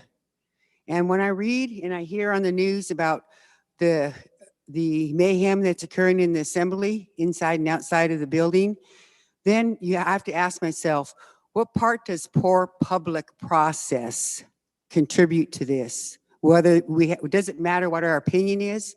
That's where you come in. We have a 3-minute time limit. Some of you are a little bit wordy. You need a time limit, maybe half of our time. Unless you're saying something of substance, give you a 1-minute time limit. So Mr. Rivera, I'd like to suggest that. When you're in charge of the floor and you're being cavalier about the lines, the man down here was the last one in line. And then when you want to change the rules or make the rules clear and open up the other microphone, I'm going to do a clarification. We're in line, and the people who cut over here, in my opinion, are line cutters. So take care of the people who are waiting in line patiently in the long line, and then say, after this man here, we're going to alternate the line because I didn't make the rule clear in the beginning. We have 2 microphones. So the patient people are waiting here. And so I'm clarifying on the clarification. So I'm looking at some of these things, and as far as you're coming up with 2 ordinances, and you're looking at licensing, and part of this does get to the public process. I appreciate the person who knows about HEPA to talk to you about what is the HMIS? What kind of data are you collecting on the homeless? To what purpose? So I would get to that. I think she got to the heart of the matter. The planner who was sitting here She talked about the purpose of the planning and making sure that we are a city that includes everyone, that worries about everyone. It's not just a city of North Anchorage is a throwaway part of town historically. Having been born and raised in North Anchorage and been redlined to be raised downtown, I know the boundaries of race. I know the boundaries that go along with race. I know the boundaries of income. I know where I'm welcome to walk and where I'm not welcome to walk growing up in this town. So when you're talking about this kind of public north in South Anchorage, the woman crying, I live in South Anchorage because it was best economically, not because I wanted to live in 90% white Anchorage. That wasn't my intent. So when I'm looking at this, we're arguing about where should we put shelters. If you have a good public process and you haven't had one, you'll have a better public outcome. That's one thing. I'm going to take off my glasses, and I'm not that. I've been wearing them a long time, so give me a bit here. The background checks, and I'm talking. Apologies for interrupting, ma'am, but your time is up. Could you wrap I'll take up some in of a yours couple? if you don't mind. Or someone else's. I'll let you wrap up in a Okay, I'll couple of wrap it up. sentences. Thank you. The man talking about vulnerable peoples. When you're talking about a vulnerable population, we know the risks that have been happening within that population. We know the risk to the general population when you have vulnerable populations wandering the city, as we've had. So I'll wrap it up by saying I have some comments that I'll share with my assembly member, John Weddleton, and I know that Ms. France is also my assembly member, but I haven't been able to get much response from her as a citizen. So I'll stick with John because I've had better results. So I'll go ahead and share with you, John, some of my concerns as I have done on other matters, like where is the John Thomas building and how is it replaced? You know, and how the naming of that. I know we're talking about I talked with you about the difference between Eklutna Village and Eklutna Incorporated, and that led to a formal agreement within the municipality. So I'll continue to talk with you on policy issues, and I'll give you some feedback that I've marked up on your ordinances. And as far as the public process, put up your things and give yourself a time limit. If you're just spouting words, as some of you have tonight, Thank you. Listen to what you said, and you said practically nothing. Thank you. So I have myself in the queue. So a couple of things. First is thanks for the feedback on the nameplates. Yeah, we should have had that. That's just not something we thought about. Much appreciated on that. On the time limits, I suspect that I would not be chair for very long if I set time limits on how long my colleagues could speak, but I appreciate that. Then next on the 2 microphones, yeah, I apologize for folks who maybe missed when I talked about the 2 microphones. So I will go ahead and just ask for folks who are on this side, how many folks maybe weren't clear of the 2 microphone rule, just so I can get a sense. Okay, looks like everyone here was clear with it. Okay, so thanks. So I'm gonna keep going back and forth then. Oh, sorry, you are not a member of this body. You can't make a point of order. But no, I don't mean to be rude, but that's not exactly how this works. But sir, if you want to get in line though, we're happy to hear from you if you want to get in line, okay? But I want to respect folks who have been waiting in line. So I'm gonna go ahead and go here and say welcome. Do you want to take somebody from this side since they've been waiting longer? I will ask if they want to go. Sure, if you'd like to go. Yeah. My name is Stephanie Taylor, and I have been a resident of Anchorage for 50 years. I live in East Anchorage, and I oppose the ordinances that would change the zoning and licensing laws regarding the homeless shelters. I will be honest that I don't understand a lot of what is in these ordinances. They are incredibly lengthy and complicated to understand. And I am specifically concerned about the 2 organizations that would be effectively shut down because of these changes. By passing these ordinances, instead of coming alongside organizations that are successfully addressing homelessness, you are effectively shutting them down with bureaucratic red tape. The municipality would be wise to include the leaders of these successful agencies in this process. The changes proposed by these ordinances would cripple some of the most successful and cost-effective programs in our city, thereby reducing the services and beds available to this vulnerable population. These types of changes need to be carefully and thoughtfully examined and not rushed through. And I feel like there needs to be more collaboration with more people in town. I feel like there's a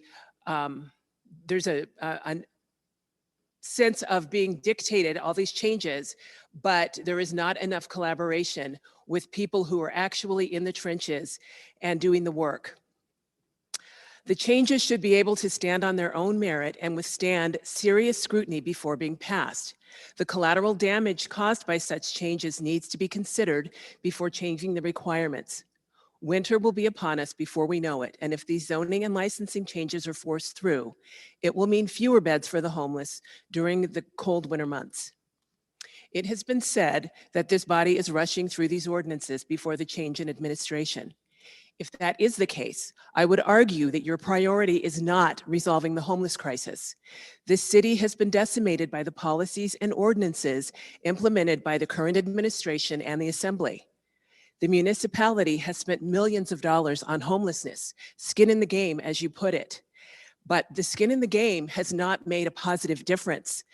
We are in a much worse situation with regard to homelessness now than we were before the municipality had their skin in the game. Perhaps it is time to bring others into the conversation and consider other options to resolve this crisis before implementing new policies and requirements. And I do have one question. I am curious if there is any data on the number of people. We've had the Sullivan Arena set up as a homeless camp for most of the last year, or a shelter, excuse me. So I'm wondering if there is any data on the number of people who have been moved out of homelessness as a result of being there. Thank you. Thanks.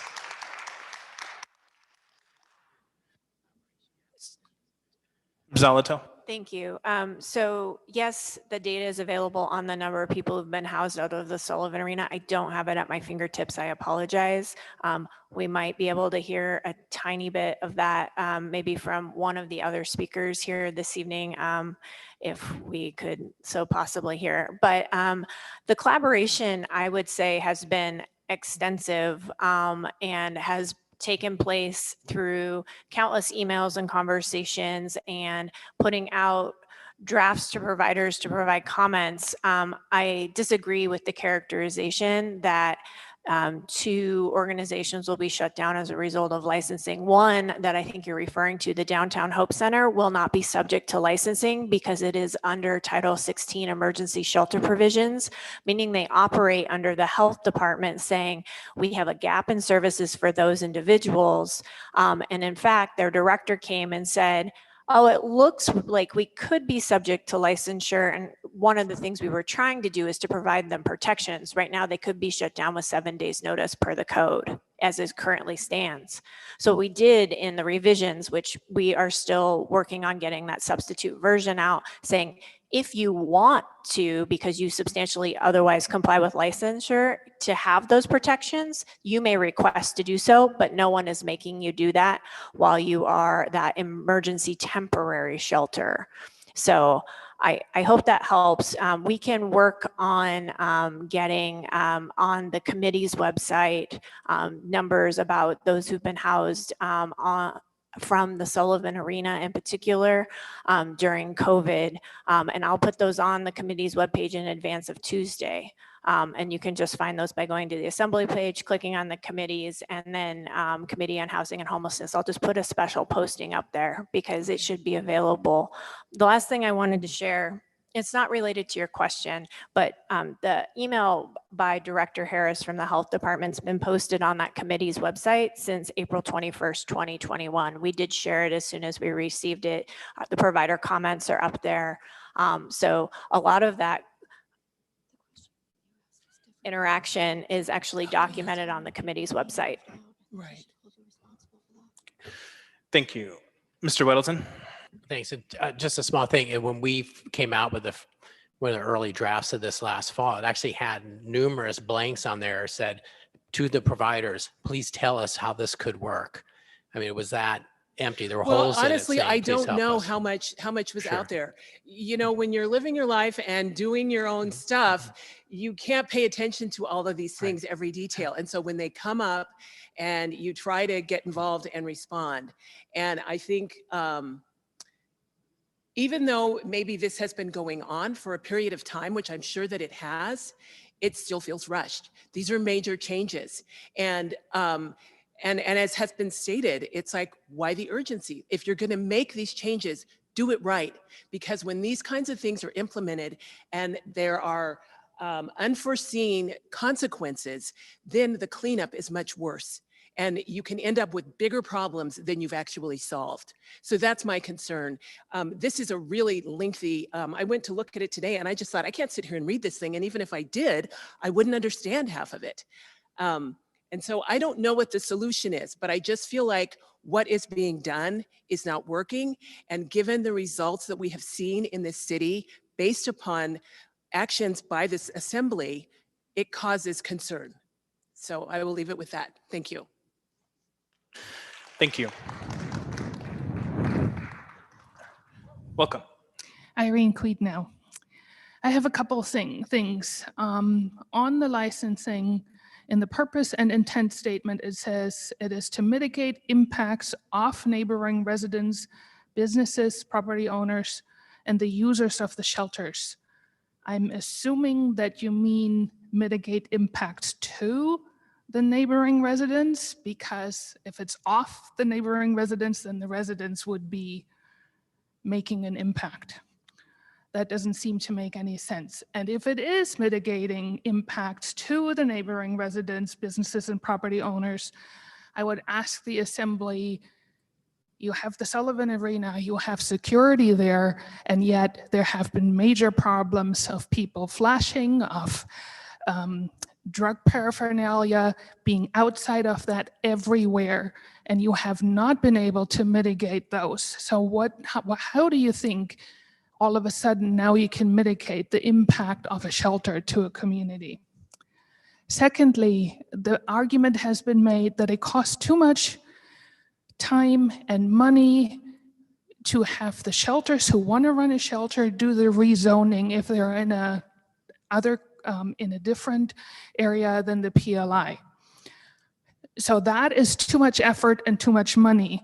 But then you turn around and you put the licensing on it, and that actually costs more time and more money. And then all of a sudden for that, it's okay. But for the for the rezoning, it's too much burden. That does not make any sense.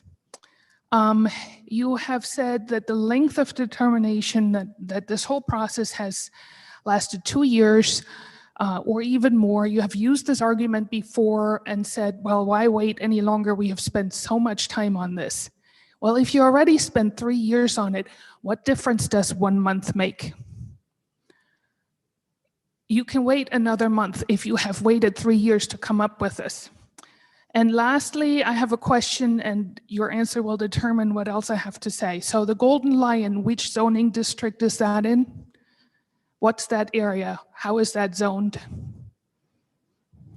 Thanks. So that's in a B3 zoned area. Okay. So your argument that this zoning change has nothing to do with any of the buildings is a lie, because that building is in B3. And if your zoning change doesn't go through, you wasted money on a building that cannot be used for a shelter. Thank you.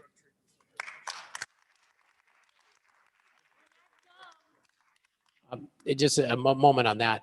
The Golden Lion is not a shelter. The Golden Lion was purchased to be a recovery center. Recovery centers are allowed in B3, so it's totally separate from this issue. Golden Lion is not a shelter.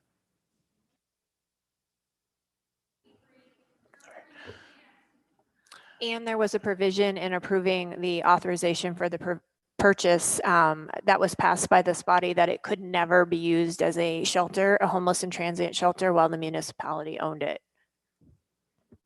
Thanks. Welcome. Hello, good evening. I'm Lisa Aquino. I'm the CEO of Catholic Social Services. Catholic Social Services operates both Brother Francis Shelter and Clare House. And we also provide support services to help people experiencing homelessness achieve permanent stability. Last year, we housed more than 900 individuals. And I'm just gonna, this is off script, but just to say, we have had a number of conversations with the assembly members on this. Our agency and other shelter agencies have had the opportunity. That's not to say that all of our feedback was taken, and I'm going to share some more feedback tonight, but we have had a number of conversations. And I know our agency has housed many people who are staying at the Sullivan. We've been working there since the day that it opened to make sure that people could get into housing, get employment, fly home to a safe home if they had it. So just so people know that, and you can feel free to ask me about that afterwards. At CSS, we do not have a position for or against shelter licensing, but that's what I'm going to talk about.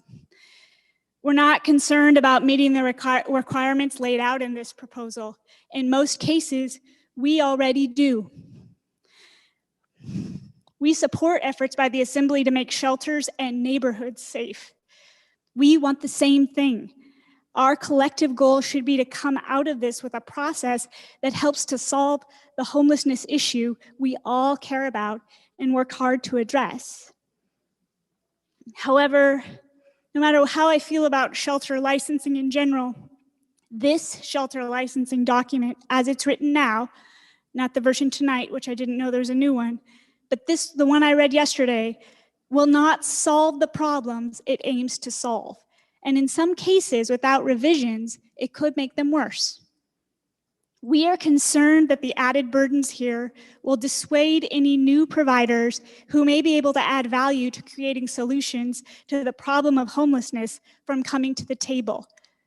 We worked with the Hope Center to help them set up a women's shelter, but I wonder if new providers will come to the table like them. And we're concerned that this will not address the issues in neighborhoods, the issue that the Assembly is most importantly trying to address, protecting and caring for areas just outside of shelter properties. We at CSS want to address that too. While we can create rules in writing on this, many of the issues occur in public spaces where shelters have no jurisdiction. In order to truly address problems, in addition to licensing, more resources needed to be specifically dedicated to keeping the neighborhoods around shelters safe. Otherwise, many areas in this licensing document that attempt to address neighborhood safety could become unfunded mandates that aren't enforced. Brother Francis Shelter and Clare House are both accredited shelters and provide safe shelter to all who stay there. Historically, there have not been community-wide problems inside either shelter. We have provided safe shelter for hundreds of people every night of the year for almost 40 years.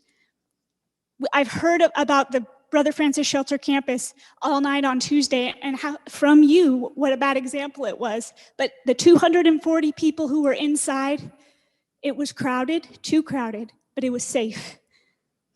In COVID, we had the opportunity to learn. Sorry to interrupt. Go ahead, that's okay. Your time is up. Did you have anything you wanted to wrap up with briefly? I just want to say a few specific things that you should include. First, emergency cold weather shelter should be included in this.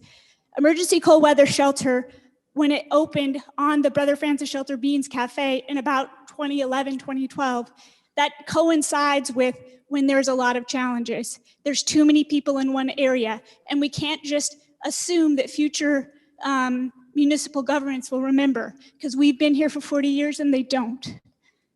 Second, I would say that we should not differentiate between day and night shelter. It's arbitrary and it doesn't speak to the current model. I would say any shelter type space that has a closing time should have a plan, and I thank you for mentioning that.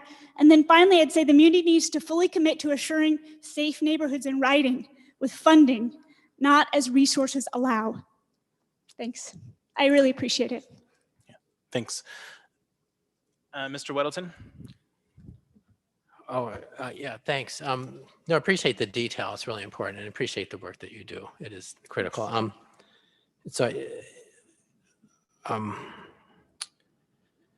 I guess I'll just briefly one thing, because the problems around shelters has been something I've been, what do we do about that?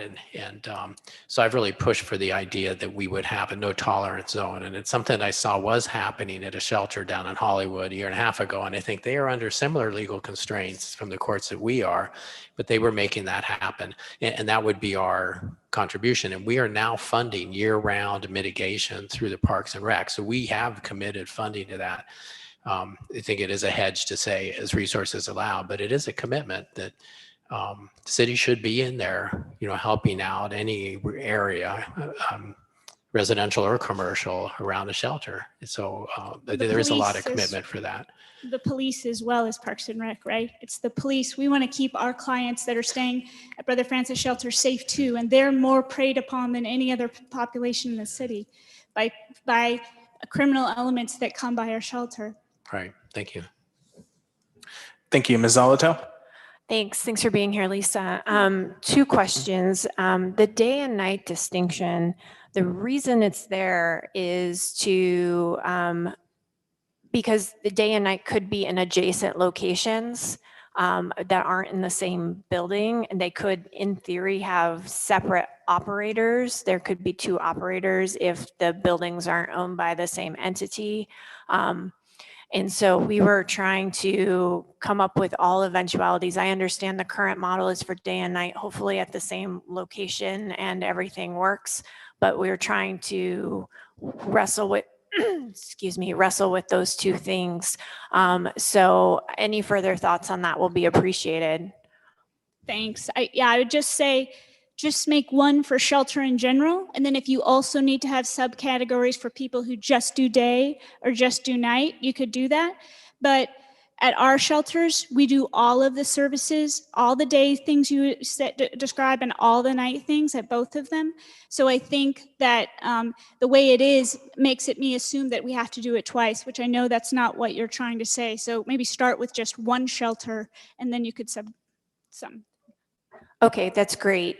We can clarify that. And the reason we also define day services is because it needed a companion Title 21 definition, which is the social services facility, to keep land use side of everything happy. My other question was your comment around emergency cold weather shelter.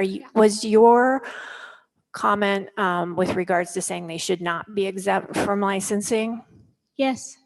If you're gonna have licensing for shelter, then you or standards. I mean, I think of this as standards. Like, I want to have high standards. We have high standards for the services that we provide. That's why we're accredited. So we should have high standards for emergency cold weather shelter as well, or at least you should speak to it more, because what we've seen in the past is the municipality at the last minute opening emergency cold weather shelter in places that is not the right place for neighborhoods. I tend to agree. So, okay, thank you. Thanks for that clarification. Sure. Thank you for the time. Thanks, Ms. LaFrance. Don't go away. There's actually a couple more for you, Lisa. Thank you, Mr. Chair. Thank you, Lisa, for being here and Sure. for all the good work that you do. I had a couple questions, just one on accreditation and what that involves. And then also a second question. I've heard Brother Francis Shelter described as a low barrier shelter. And I think a lot of times folks don't realize what that means and what kinds of challenges it can involve. So if you wouldn't mind speaking to the accreditation piece and then the low barrier shelter. Thank you so much. Yeah, thank you for the question. So our whole agency is accredited by the Council on Accreditation. Going through the process of accreditation, what it does is provide a standard of care across our agency. So each of our shelters is accredited separately, our different programs, as well as all of our administration. What it does, and they look at everything. They look at our job descriptions and hiring practices. They look at the safety for our clients. They look at the safety for our employees. It's a very rigorous process, and it's expensive. We are committed to that because our agency is committed to assuring the highest standard for the people we serve, because quite frankly, they're folks that don't always get high quality services, and all people deserve those. But it is expensive. The one that we do is challenging and expensive, and I know that it is not going to be easy for some of our partners to be able to do that. So I'd love to find other solutions where we could work together and share some of what we learn in that process to help them. And then in terms of low barrier, that was the part I didn't get to yet, but low barrier shelter means we just want to have as few barriers to come in as possible. So we are so grateful to have partners in this city who are providing shelter for folks who need a sober environment or special populations that could really benefit from that. We refer our guests at Brother Francis Shelter to those all the time. We're close partners with Downtown Hope Center, with Gospel Rescue Mission, with the Salvation Army, with Awake, with all of our partners. But we are the lowest barrier shelter in town, which means that pretty much if you are not a harm to yourself or others, we're gonna welcome you in. That is our mission and our guide from the Catholic social teachings. We are gonna invite them in to make sure that they are safe tonight. Thank you. Mr. Weddleton? So we hear often that shelters create more homeless. Can you address that? Yes, thank you. Thank you so much. Having shelter does not create the problem of homelessness, just as having hospitals does not create health emergencies. Shelters exist to provide life-saving services, thank you, to people who need them. This is a service that every city should have and that our city government should be a part of supporting. And that's why I'm encouraged by the conversation. I just don't think we're quite there yet. But that's why shelters exist. And with our shelters, we are committed to making sure they're not warehousing people. And that's been a journey. We've been doing this for 40 years and we have definitely made mistakes and we're sorry. But we're trying to be better all the time. And we're committed to moving as many people, supporting them to finding permanent stability, because that's what this is all about. Thank you. Thanks. And as much as I might have appreciated the clapping in the middle of that statement, I just want to reiterate, if you do want to clap, it's okay if you clap after someone's done speaking. I just don't want it to interrupt from us being able to hear. Okay, Ms. Kennedy. Thank you, Mr. Chair. Thank you, Ms. Aquino. Ms. LaFrance actually answered or asked one of my questions in regard to the accreditation, but I just wanted to make sure that you had the chance to tell us everything you think we really need to know about this. And if anything, we need to hear more from the providers. And, you know, obviously you know this system, you know the approaches inside and out. What are we missing? You know, what part of this, what question haven't we asked? What don't we understand? What are we missing that we ought to be looking at in this effort to try to better address homelessness? Thanks. Oh, thank you for the question. And it's a really complex problem and there's a lot of issues. And I think there's so many things we could discuss, but two things that I'll mention. I think one is I strongly believe that we don't just need an agreement between a single shelter provider and the municipality related to neighborhood safety in order to create safety in our city. We need a community-wide agreement together where businesses and shelter providers and the police department and people experiencing homelessness and all the voices can come to the table, and together we can say, here's our part. And I will tell you, things will be left on the table. There's things that nobody takes responsibility for right now. But maybe if we all know the things that are still left on the table, when those come up, we can all say, we recognize that we don't know what to do about Carlick Street, for example, because the police feel like they were going there all the time. At Brother Francis Shelter, there are people who are not using our services. We can't make them do anything. They're off of our property. Our neighbors were really frustrated, and rightly so. But if we could all be at the table and say, I recognize nobody's taking responsibility for this, Okay, at least we all know that, and we can say we have to come back to the table because it's a problem again. I think that's a really key thing.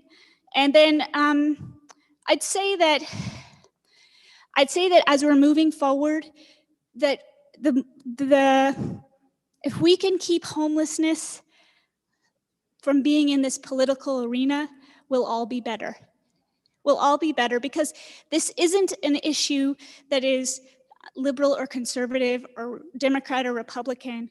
Everybody wants our neighbors to be safe, and everybody wants our neighbors to be able to thrive in this community, and we want to live in a safe community.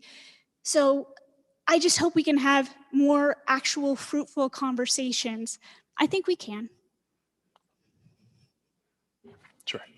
Thank you. I have permission to follow up on that. So, that's an incredible concept because my understanding, especially when I first got on the assembly, was that there was a community-wide group that was trying to address homelessness in a more holistic way.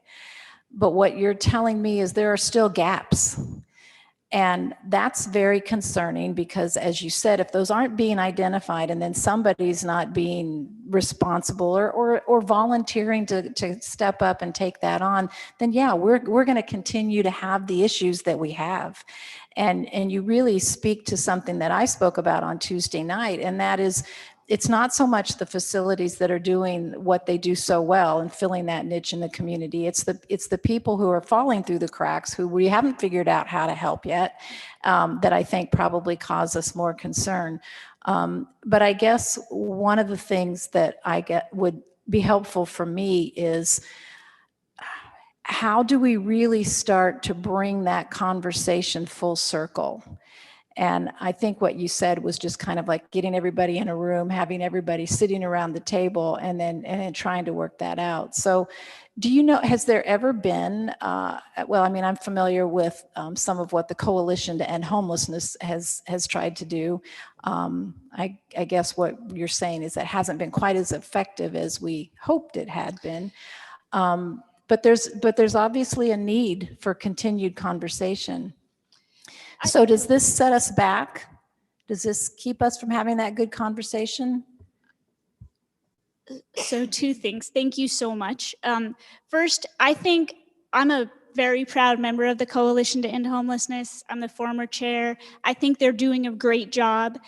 The conversation that I'm hoping to have is one about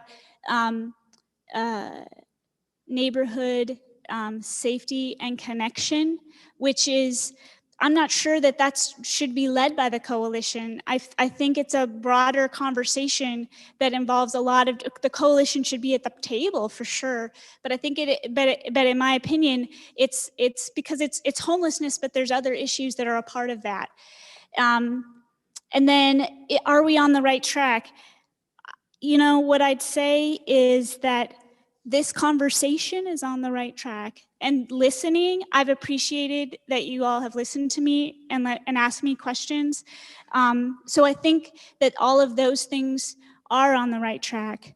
I hope that we can get to somewhere with licensing, if that's the route we're going to go, that really addresses these neighborhood issues, which I think are at the heart of, for so many of you, and also for so many of the folks here, and for us as well. Thanks. Thank you. I appreciate that. Thank you. Thank you, Mr. Chair. Thank you. Welcome. Thank you. Before I begin, I would like to dedicate my comments to the previous speaker as well as the Baptist preacher that is at the other line. I know for certain he walks the talk. Chair Rivera, my name is Ted Madsen. I am a resident of Spenard and a lifelong Alaskan. I have no questions or comments on the proposed ordinances, merely a reminder. I would encourage all assembly members and all folks in this room and watching at home to please review the Gospel of Matthew, chapter 25, verse 40. Thank you. If you don't have it memorized by your heart, I would encourage you to look it up now. Thank you. Welcome.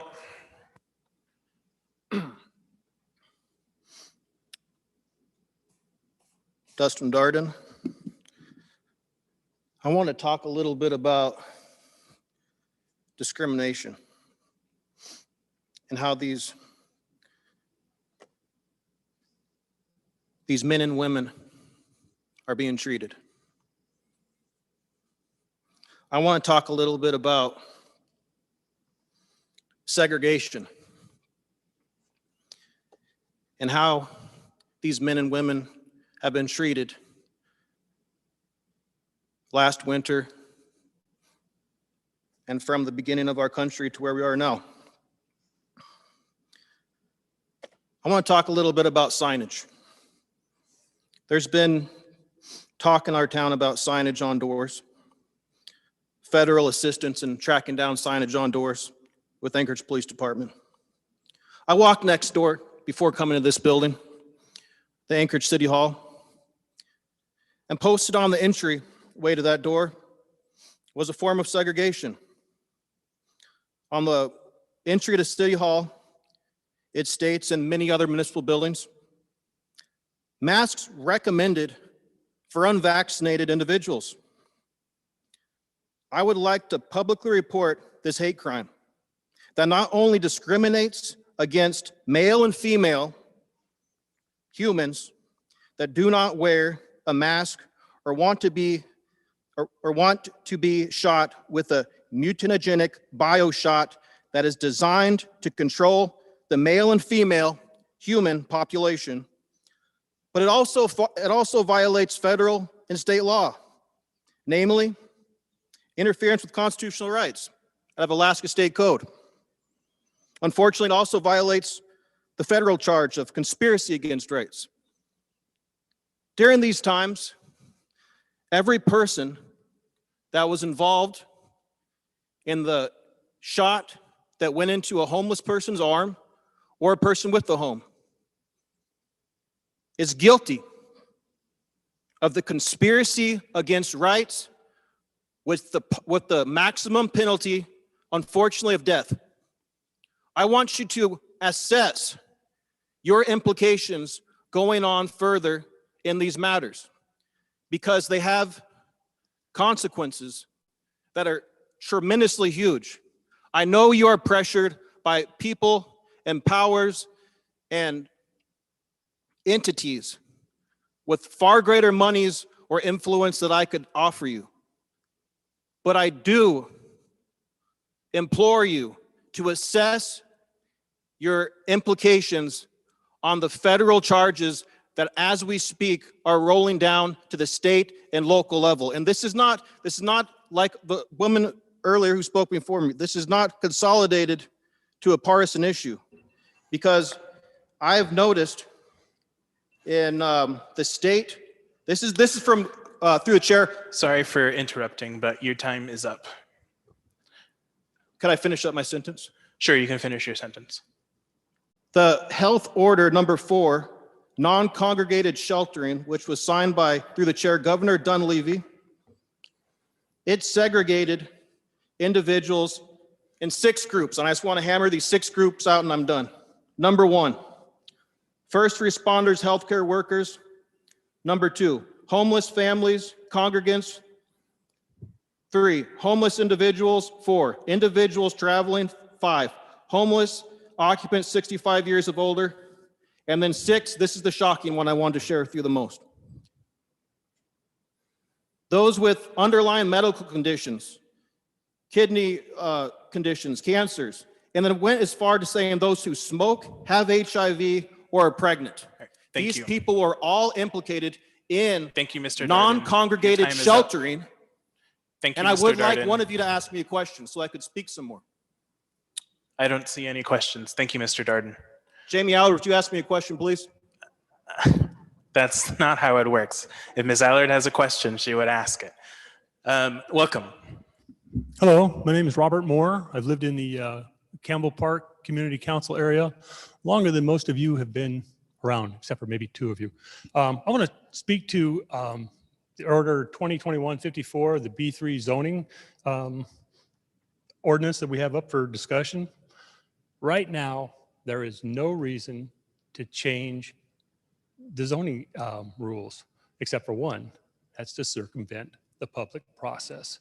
There is a process in place to get zoning exemptions. The only reason to change it is to circumvent the public process. Let's take a couple examples. Golden Lion Hotel and the Alaska Club on Tudor Road.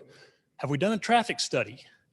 We're taking people from downtown Anchorage on a one-way street, 2 lanes, and we're moving them into a very congested area. Seward Highway has what, 12 lanes, north and south? You want inebriated people trying to cross the streets, dodging in and out of 12 lanes of traffic? That doesn't seem like a very good idea. How about the Alaska Club? You've got 7 lanes of traffic, and these are not low speed like they are down on 3rd Avenue, which is 30 miles an hour. Tudor Road, 45. New Seward Highway into Anchorage goes from 65 to 45. If we're talking about the safety of these individuals, it's just incredulous that we would put them in that kind of situation.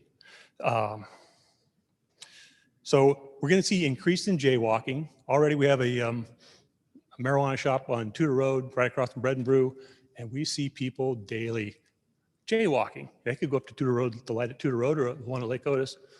It's much easier just to cross right in front. So now you're going to have that problem. Moving inebriated individuals into an area that has more access to substance abuse, alcohol, drugs, just doesn't make any sense. Let's see, the support services. The support services for these individuals is currently located downtown. Why would we move people farther away from the support services and make them transfer across the city? That doesn't make sense. Okay, so for the sleep-off center, right now Anchorage Correctional Complex is being used as a sleep-off center. So now we're going to have to transfer people farther to the Anchorage Correctional Complex for sleep-off. It doesn't seem like a very well thought-out plan. So let's go back to the arbitrary zoning changes. It seems to me that it's pretty short-sighted. We're removing the public process. We're circumventing the public process to force a change. Has anybody thought of what's going to happen when the new assembly takes place? Will they be able to change and Sorry for arbitrarily- interrupting, sir, but your time is up. If you could just wrap it up really quick. Okay. Quarter mile from safe area from around these facilities is not enough room for loitering. And is that going to also be all of our public lands and information areas like parks and stuff? Are we going to prohibit people from loitering within a quarter mile of our parks? Let's see. And anyhow, I was going to say that I am having about 3 times a week disturbances in my house, in my neighborhood, from vagrants. We need to separate the problem of vagrancy from homelessness. Yeah, we need to help the homeless people. Why are we imposing our style of living on vagrants? If they don't Thank want to you. live that way, why are we imposing? Sorry, your time is up, but I do have a question for you from Mr. Okay. Weddleton. Go ahead. They may sound more like comments, but you can certainly reply to them. But I'd say one thing is we're doing nothing to subvert any kind of public process in any way, shape, or form with any of these changes at all. I mean, allowing, there's a huge number of things you can do in general commercial. It's pretty much anything can go in general commercial. It's actually unusual that shelters aren't allowed there. It's kind of a quirk in our system. But, so we've gone through this big process to change that chart, which has done quite a lot. We did a 10-year process to totally revamp that section of code. Title 21, land use code changes frequently. And there's a big process on it. This went through the Planning Commission public hearing. We're doing this. I mean, it's been very significant. And should there be a shelter that wants to be located in general commercial zoning, they would also need a conditional use permit. And that goes through the Planning Commission with a public hearing. It is very much a public process. A rezone takes more time, is more costly, and would have a hearing at the Planning Commission and also the Assembly. But there's no shortage of public process for a conditional use either. So nothing we're doing here is fairly normal what we're doing, but we're doing much more public process on this change. And then one other point that you make, and we hear this a lot, so address it, that, you know, we're bringing people from an area and putting them in another location, perhaps in Midtown. But as you said at the end of your comments, you got people in Midtown. You got a lot of people on those street corners. I have a business right near there. I drive by there. We all know it. We're not moving people from. We're giving those people, potentially, I'm hoping someone will open a shelter in Midtown and give those people a place, because they are there now. And the things that they're doing, no toilet, where are they going to go? Let's give them a toilet. Come on.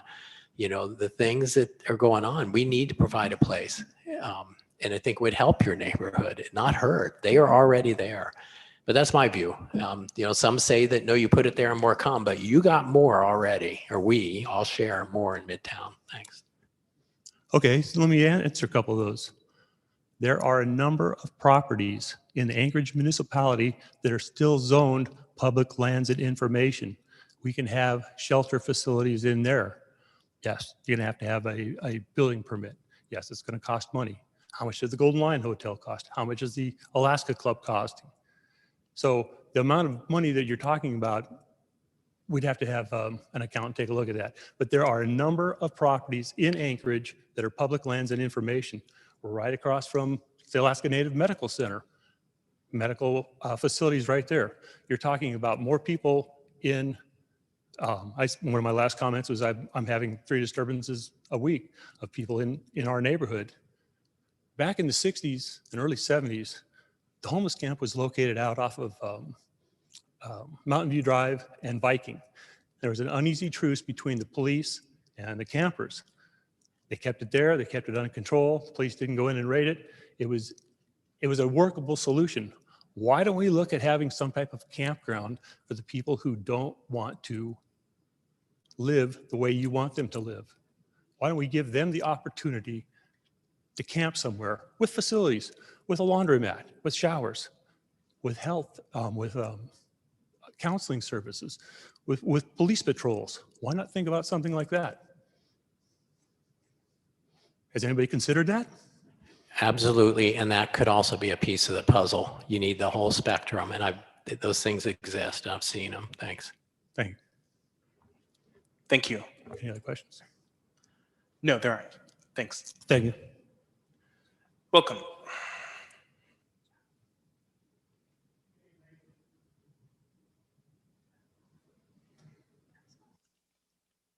Do I have to do anything with this? You got me now? Okay. For the record, my name is James Wojciechowski, better known as Jim to most of my pen pals on the assembly. I'm from the government and I'm here to help. Those words create terror and anxiety among many libertarian, centrist, and right of center, fiscally responsible Republicans. I'm no expert on homelessness. I'll openly admit, though, my lovely wife and I were homeless for a month and a half early in our marriage because we didn't have enough money to afford an apartment. But we had a plan. And I think, you know, this is a complex issue, but I'm going to try to boil it down a little bit in saying that, and I don't want to give names to these two groups, but I think you can take the homeless population and probably split them into those that don't want to be homeless, like us, and those that actually do want to be homeless, that don't want to be integrated back into society for multiple reasons. It could be mental health issues, chronic inebriation, polysubstance abuse. That's the difficult portion of this. And I think that's what most of us that maybe are here speaking are most concerned about. They're the folks that we see on the street corners, right? Holding up a little cardboard sign with whatever on it, and kind-hearted people pulling up to that intersection, rolling a window down and handing a bill out of there because it makes them feel good. They're enablers. They're doing nothing but helping those folks continue in that lifestyle. To a degree, some of what you're talking about in those two ordinances are making you enablers as well. And we need to be careful about that, very careful. During the mayoral campaign, At one of the debates, I probably heard the best analogy about the homeless situation in Anchorage, and it was from Mike Robbins. And he said, you know, it's kind of like a big old fire hose. And I'm paraphrasing, okay? Big old fire hose feeding a giant pool of water. And I think your licensing idea, your zoning change, and actually probably a few of the other ideas that are floating around out there are looking at that pool of water. You need to find ways to turn the tap off to that fire hose if you want to control the situation. I could certainly give suggestions. They probably would sound rather cold-hearted to most folks because I'm not the guy that rolls down the window and sticks that dollar bill out there. That being said, I do have some questions, John, probably specifically for you. Thank you very much for that lengthy email. There was a lot of information in it. And as I said before this started, sorry I didn't had time to respond. I was pretty busy. You mentioned Carlick Manor and you held it out there as a success. So your time is up, but if you can go through your questions fairly quickly, that'd be great. I'm in the middle of my question, Felix. So you mentioned Carlick Manor and you held it out there as a success. So in relation to that, I want to ask kind of specifically two things. How many people, what's the rules in Carlick Manor? Is there a limited length of time to stay there? How many people are in there at any given time? And what ratio of success do we have in those folks actually transitioning out of there and becoming a regular member of society? And the other portion of that I would like to point out, I don't know if you've been down there lately. I wouldn't want to live next door to Carlick Manor, not because of who's living in there, but boy, who's doing the maintenance on that place? If my neighbor's house looked like that, I'd be pretty bummed. And that kind of concerns me about things like the Alaska Club. Who's going to be maintaining that? And who's going to be paying for it? I'll sum it up there. I have other questions, but I'll let them float. Thanks. Did you want to? Yeah, go ahead. No, thanks. Every shelter has its own kind of flavor and clientele, I think, and Carlick Manor is very specific. And I think when I use that as an example, I was on the Planning Commission when that was, it got its conditional use to operate. And there's very similar comments like this. It is going to destroy the neighborhood and so on. And in fact, when it opened up, it did what it was intended to do. There were just absolute chronic end-of-life drunks in the area. And they went into that shelter, so it's been over a decade since I was, speaking of water hose, you're learning about this stuff. But the intent there was they knew that was people who were so far into drinking. They expected many to die frequently, and you put more people in there. So that's what its niche was, and I don't think that has changed. But I have heard that there are people moving out. They go there, they typically drink less, and the people have gotten back on track and moved out. But it did not hurt that neighborhood, and people who were so opposed to it soon after, within a couple of years, said, yeah, that did work. So, anyway, that was kind of what I dealt with. And I think maybe Meg has some numbers, and I don't know what their current mission is, if it's that same mission that it was when it was open. Mr. Darden, thank you. Ms. Zalatel. Thanks. So Carlick Manor is not a homeless and transient shelter. It's a permanent supportive housing. So it is housing. It's not shelter. So I think that's an important distinction. So this is folks' homes. So they are meant to be there and to live there. And we discussed on Tuesday that permanent supportive housing is approximately $52 a day versus, hundreds or thousands, depending if you're talking about API or jail. So this was for high utilizers of those types of systems. They were cycling in and out of emergency rooms and jails. So I think it's important to make sure that we're really clear about what kind of facility we're talking about, because those that are the hardest to serve and that suffer from, that are chronically homeless and suffer from potentially polysubstance misuse, we found better success in doing a housing first model, and then they're more stabilized and some of those symptoms that cause some of the other issues get resolved, and then we can work on filling all of the other gaps. The system is a large system of response, psychiatric, in a lot of cases, substance misuse services. So having people in stable housing makes them more able to receive those services. So I just wanted to clarify that that's what Carlick Manor is. It's not intended to be a rotational short-term stay. So it's destined to be long-term. Somebody could stay there and just stay there forever. Is that? That it's housing, yes. And that cost sounded quite low, which kind of brought up another question, if I could, a short one. And I haven't been able to find the answer to this. How much are we paying per room for the Aviator Hotel? Do you know? Let me find out. I can find out while we're here tonight and I can tell you. Good, thank you. I look forward to it. Thank you. Welcome.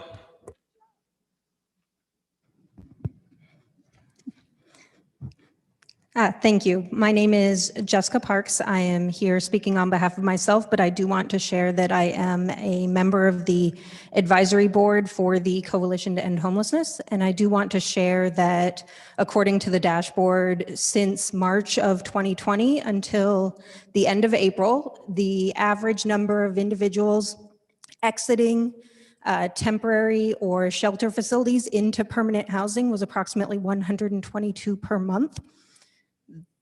That's a good number. I wanted to point out, and Mr. Weddleton did point out, a few people before me, that the zoning changes do not automatically allow a homeless shelter into a B3 zoned area. That shelter facility would still have to apply for a conditional use permit and go through all of the normal procedures that you have to go through to get a conditional use permit, and it's not a rubber stamp. In regards to the shelter licensing, I wanted to commend this group to their attention to a good neighbor policy. And I think that my experiences in the city of Anchorage have been that in order for providers to be successful, they have to be partnering with the community that they're serving. And if there is not that relationship in existence, the barriers are ridiculous. And I would echo what Lisa said, that every individual in the world is deserving of our respect. They're deserving of our love, of our caring. And for us to be having this conversation about turning our backs on people just because they are suffering from a mental illness is ridiculous.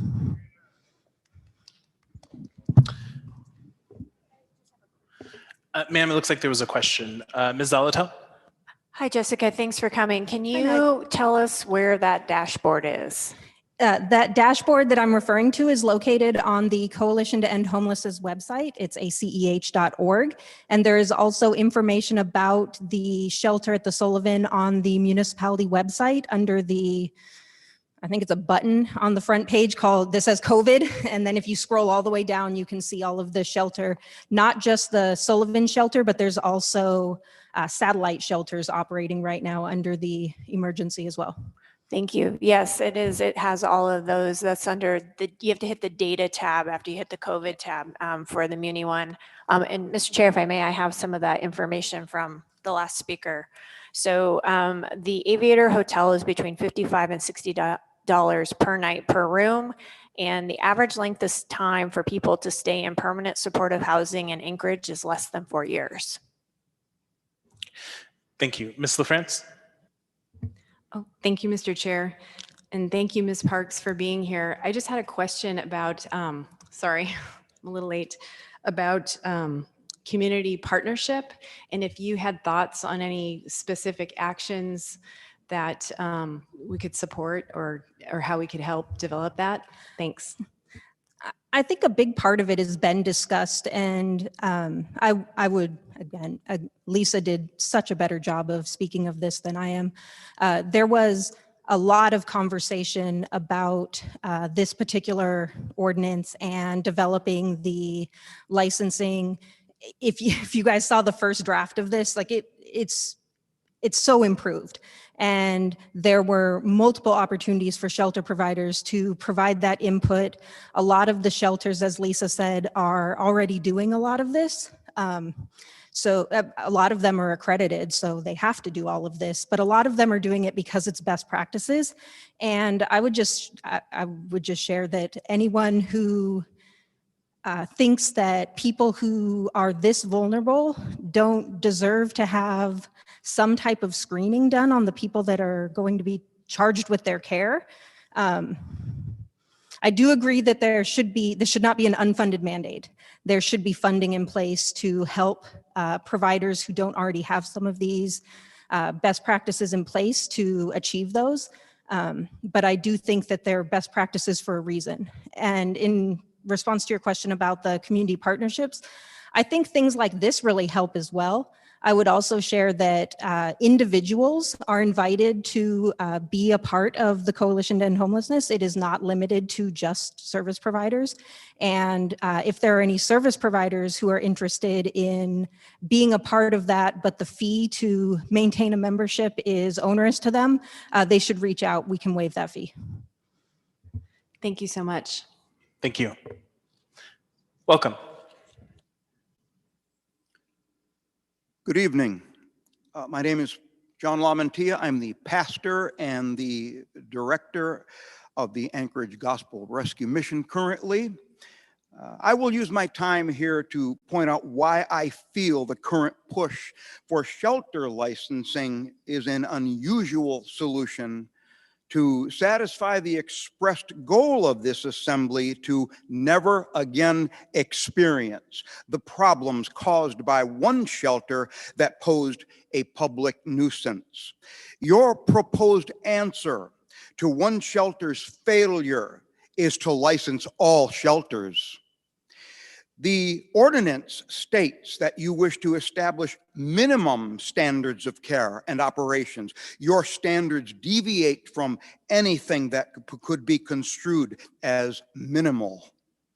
You say you want to exert control and authority and allow shelters to operate with as much autonomy as you think is reasonable, that you can impose more rules as you see fit, that we would have to live with something you will finish writing after the vote to approve it. You seem to be trying to write yourselves a blank check. Now, I propose that you scrap this ordinance as the answer to a single problem. Narrow your focus to the problem you identified. Likely it would not involve standing up a new department and turning good shelters upside down. By way of support for the way I feel about this, in 2006, Mark Begich had a stroke of genius. The city was not addressing nuisance properties due to cost. He secured community development block grants. He even got the National Guard to do actual demolition while giving them training experience they needed. National Guard, Operation Take Back, got rid of the infamous Pink Hotel and logged training hours for it. The program was so successful that derelict property owners began paying up. At no time did Mark Begich suggest that the way to deal with the problem on one property was to impose a whole new set of laws on the other property owners. He did not suggest changes that would affect who was allowed to come and go on their good properties, what insurance they purchased, or require them to have background checks. If you have a concern for a potential public nuisance, take a page out of Begich's book of targeted, inspired, and economical lawmaking. Thank you for allowing me to speak. Please let us continue to serve without this burdensome imposition. Thank you. Welcome. Good evening. My name is Brent Hassler, and I'll start out by saying thank you to the Assembly for working on this issue. Like others have said, I'll readily admit that this is a very complex issue, but I am here tonight to verbalize my opposition to these amendments. And I'll start out by saying my wife is not here, but I'll speak for her and say that contrary to one other commenter who said she lives next to a shelter and does not feel safe, my wife, I'll also say I live in the Russian Jack neighborhood. I'm just north of the Costco and the bar. And we see crime all the time. And my wife and 4 children are often put in unsafe situations due to vagrants in the neighborhood. That hasn't stopped us from inviting some homeless into our house and feeding and clothing them when we're able to, and trying to get to know them. So again, it's complex. I will say that the point about these amendments not being tied to a specific building, I think is a moot point, because it opens the door to any building in those zones, obviously with the processes required. And with all due respect to Ms. Aquino, I believe she was the one who spoke very well regarding some of the complexities. I think it's a bit simplistic to say that shelters don't create this problem, just like hospitals don't create sicknesses. Because the reality is that my wife, who is a ER nurse in Anchorage, would testify to the fact that there are many drug-seeking people who are called frequent flyers who will clog up emergency services at the hospital in order to get drugs. And without that resource, there wouldn't be that avenue. Similarly, there are some people who I think will utilize shelters to enable their vagrancy, and there will be some who do not. My point is, if what the mayor-elect Bronson is planning, one of the things he mentioned was trying to turn Northway Mall into a shelter, if I'm remembering correctly, which, even though we voted for him, my wife and I would not want to see happen, because the reality, and I'm pretty sure there's many council members who have said this on record, is that we know that those who are homeless congregate in our parks and our green spaces. And when we increase the proximity to those green spaces, we increase the ability to use them and create all kinds of problems. And I could send you pictures of a guy who's been living in Russian Jack Springs Park since about February and has decimated about a 200-yard swath with his fecal matter and drug paraphernalia and things that make my wife not want to go through the park anymore. All to say, if the Northway Mall becomes a homeless shelter or some place like that, that's close to a green space, that's much easier access to the camps that are hidden back that nobody really wants to deal with, that suffer very little consequence for violating the rules and or the laws or whatever they're technically satisfied as, because there's not a consequence for actions. And I'll just say one last thing is that for all the complexity, I would encourage the Assembly to look at how to give consequences to those who are eroding the quality of life through their lawless activity, and also look to how to give resources to those who truly do want a permanent housing solution, because the reality is there's some of both. And I think putting this amendment in place would just enable the percentage that does not want permanent housing. Ms. Allard. Thank you. So are you opposed to a facility maybe away from green space where we could have a one-stop shop for our homeless population? I think my main point is that as opposed to creating more resources, using more taxpayer money to move the problem around, I think we need to be addressing the root cause of the issues. And that's something that many of us don't want to talk about, is why don't people want to live in houses? And we're not really comfortable saying that, because it's uncomfortable reality is that some people just don't want to because they just love drugs and they love their sin. Sure, can I go ahead? So I'm just gonna make a comment, and like John had done, and if you want to respond. So have you ever heard of the domiciliary or know where it's located, the VA domiciliary? No. Right. It's on 31st. I think it's 31st and C Street, right on the corner across from Popeye's Chicken. The reason nobody's actually even noticed it, besides there's an American flag in the front, is because it's done so well. So when you have homeless veterans, you are housed, you are through rehab, you have therapists there. It's an entire one-stop shop. And years ago when I worked there, we were able to put individuals that were chronic homeless through a rehab of being able to get skills. And then what would happen is after about a 6-month period, we could get them out of the situation and into housing, right? So the one-stop shop worked. My point is it can work. We can work with those. There were ones that the homeless veterans didn't want to stay. And when you ask them, they will say, because I don't want the stress of having a utility bill. I don't want people telling me what to do. So we're going to constantly have that small group. But I would encourage you, if you could, to see if you could take a tour of the domiciliary, because I think that's the avenue that we should go. And I think that that's on the horizon. Okay. Thank you. Ms. LaFrance? Thank you, Mr. Chair. Thank you so much for being here tonight. I very much appreciate your participation. And I did just want to mention that the Northway Mall was one of the properties that the administration investigated, I think about a year ago, and there may be other members who know more of the details than I do, but I think it was about a year ago when they took a look at a number of properties, and that one, I think, needed about 12 million, is that right, in work. It needed like roof repair and wasn't particularly conducive in shape, I guess. So, and it's now, I believe, off the market as well. But I think that you're right. We have to, look at ways or anything that's available as well. So thank you so much. Thank you. Welcome. Hi. I have two questions, one for you, Mr. Rivera, and one for Ms. LaFrance. First, is this being recorded or broadcast?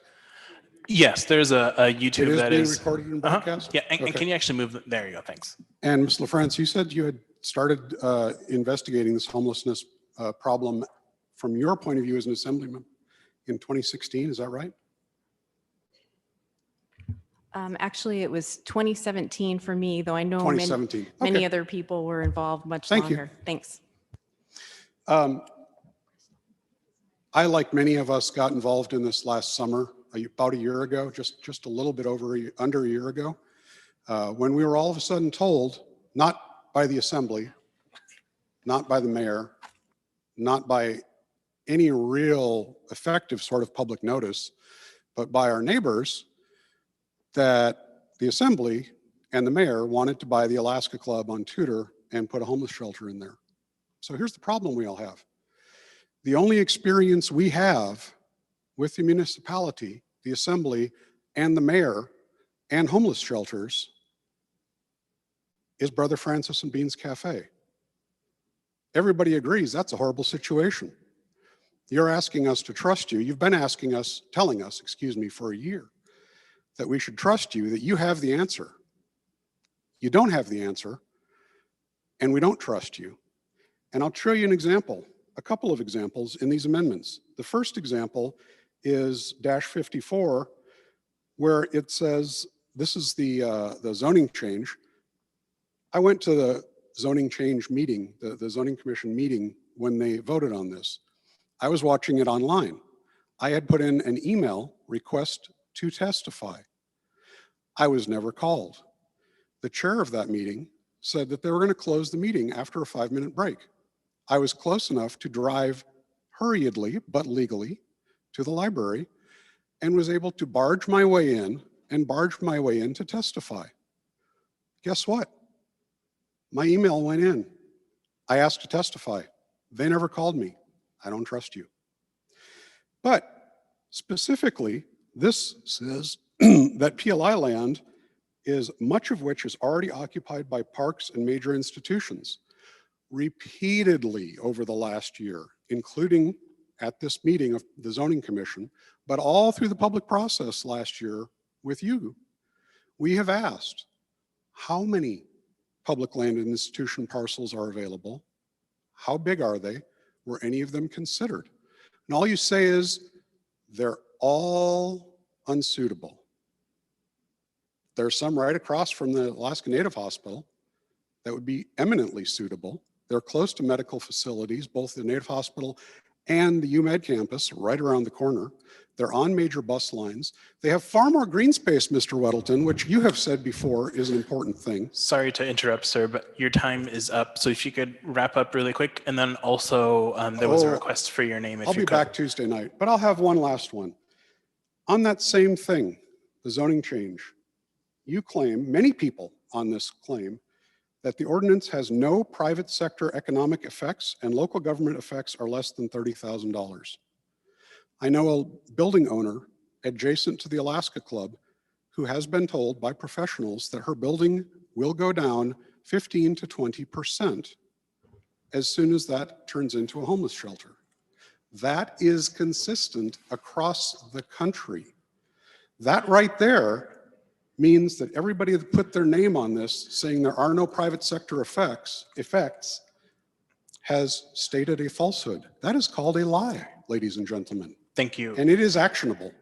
Thank you. So I want to repeat just in case you didn't hear me. There was a request for your name from some members, if you want to state that. And then Mr. Weddleton had a question. My name is Scott Anderson. Great. Thanks. The planning department did a really nice PowerPoint that showed PLI land, and we got some more detail today. So I think, well, where will we post it on the? You know what, Mr. Weddleton? Okay. We've asked for that for a year. Mm-hmm. You Yep. still don't have it. Okay. You have it right now, right here. We'll post it on the website. Oh, well, that's all good then. Okay, appreciate that. Do you understand any of our frustration? Do you understand that we don't hear you listening to us? And that's why we don't believe you. Thank you. Welcome.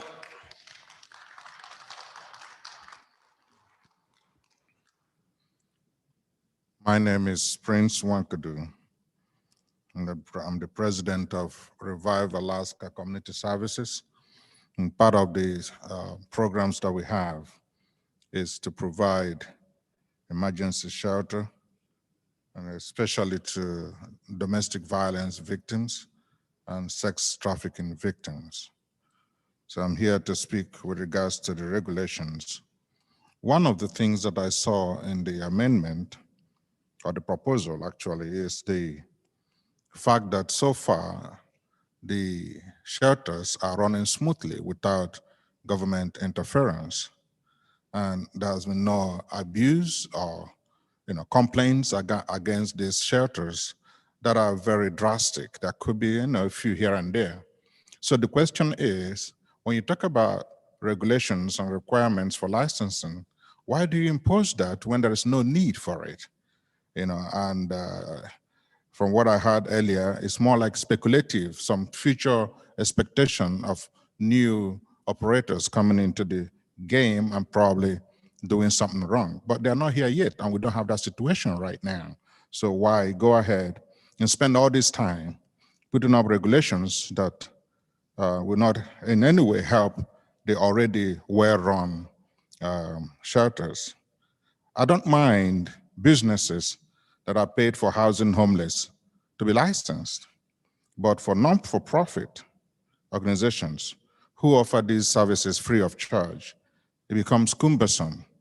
I'm not against high standards. I'm not against, some kind of bar where every shelter should meet certain, standard. But to regulate it as a licensing system is a little bit over the board.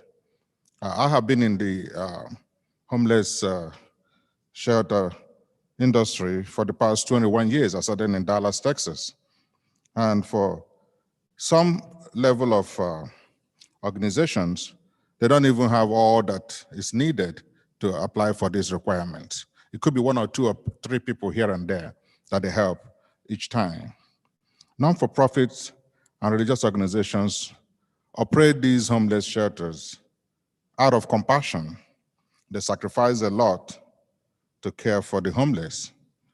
So I think to require them now to have these regulations and restrictions of licensing is to stifle their autonomy and also to hinder their operations.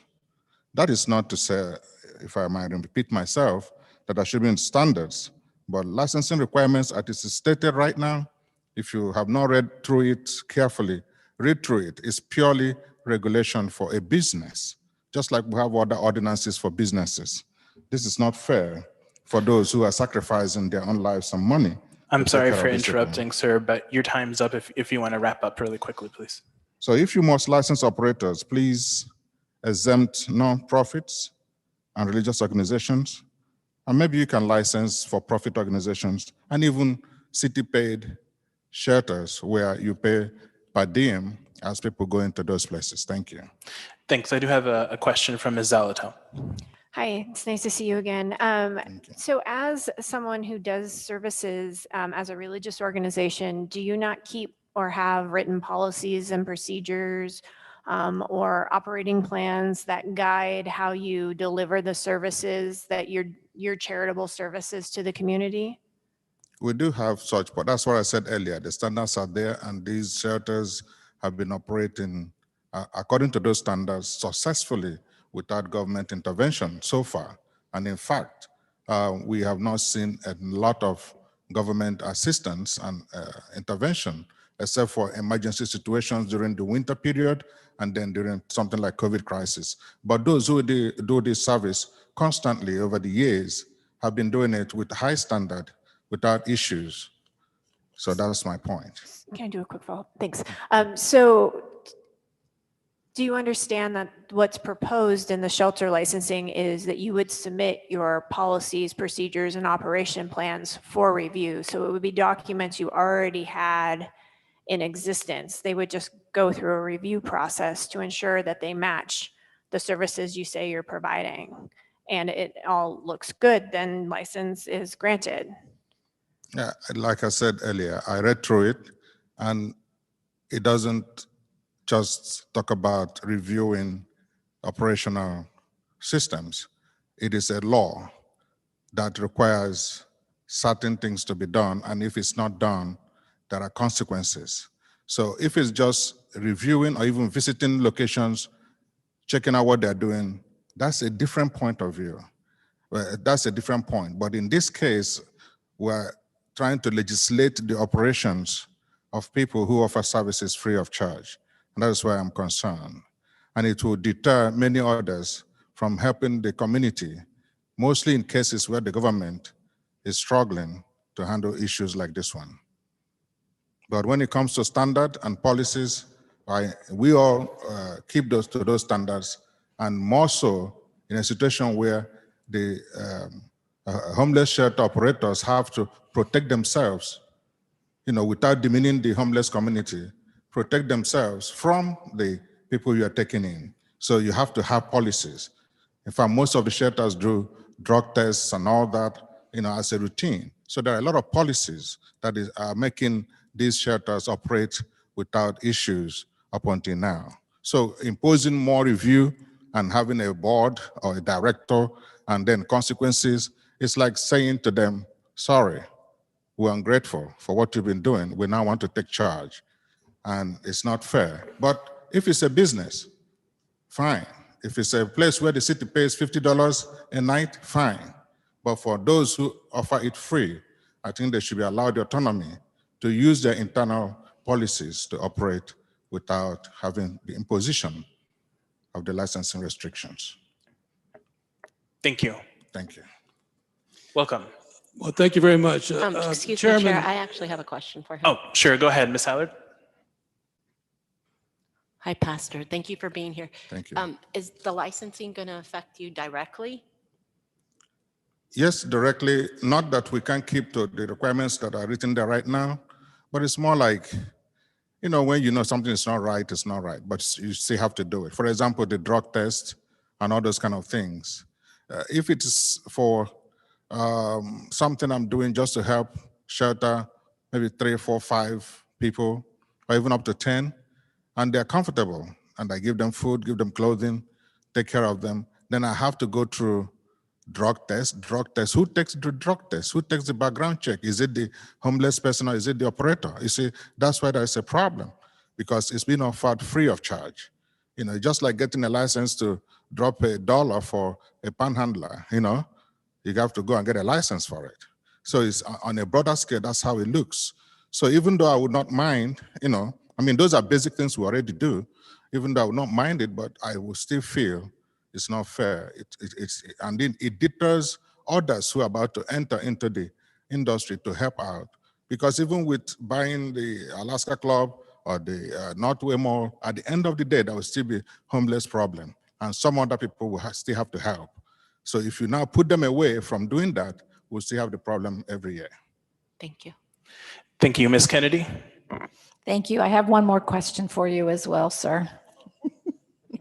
Thank you. My question is in regard to, you mentioned standards and that you have high standards, you have your policies, your best practices, your procedures. And then, of course, it would be asked of you to kind of submit that to the municipality for them to judge whether or not those truly are the best policies or best practices or procedures. So my question is, do you have an organization or are you affiliated with any other organizations that might have the expertise with dealing with homelessness by which you get those standards and by which you basically have the guidance that you use to provide your services? So can you speak a little bit to how you've come about the standards that you have?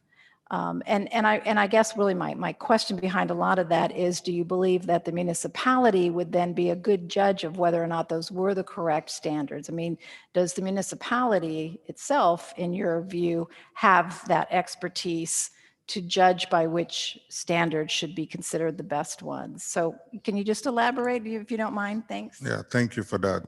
Like I said, I've been in the homeless shelter industry for the past 20-some years, right from Dallas, Texas, which is a very big city. If you all know Dallas, about the year 2000, there was a large cleanup of downtown, and there was a development and all that.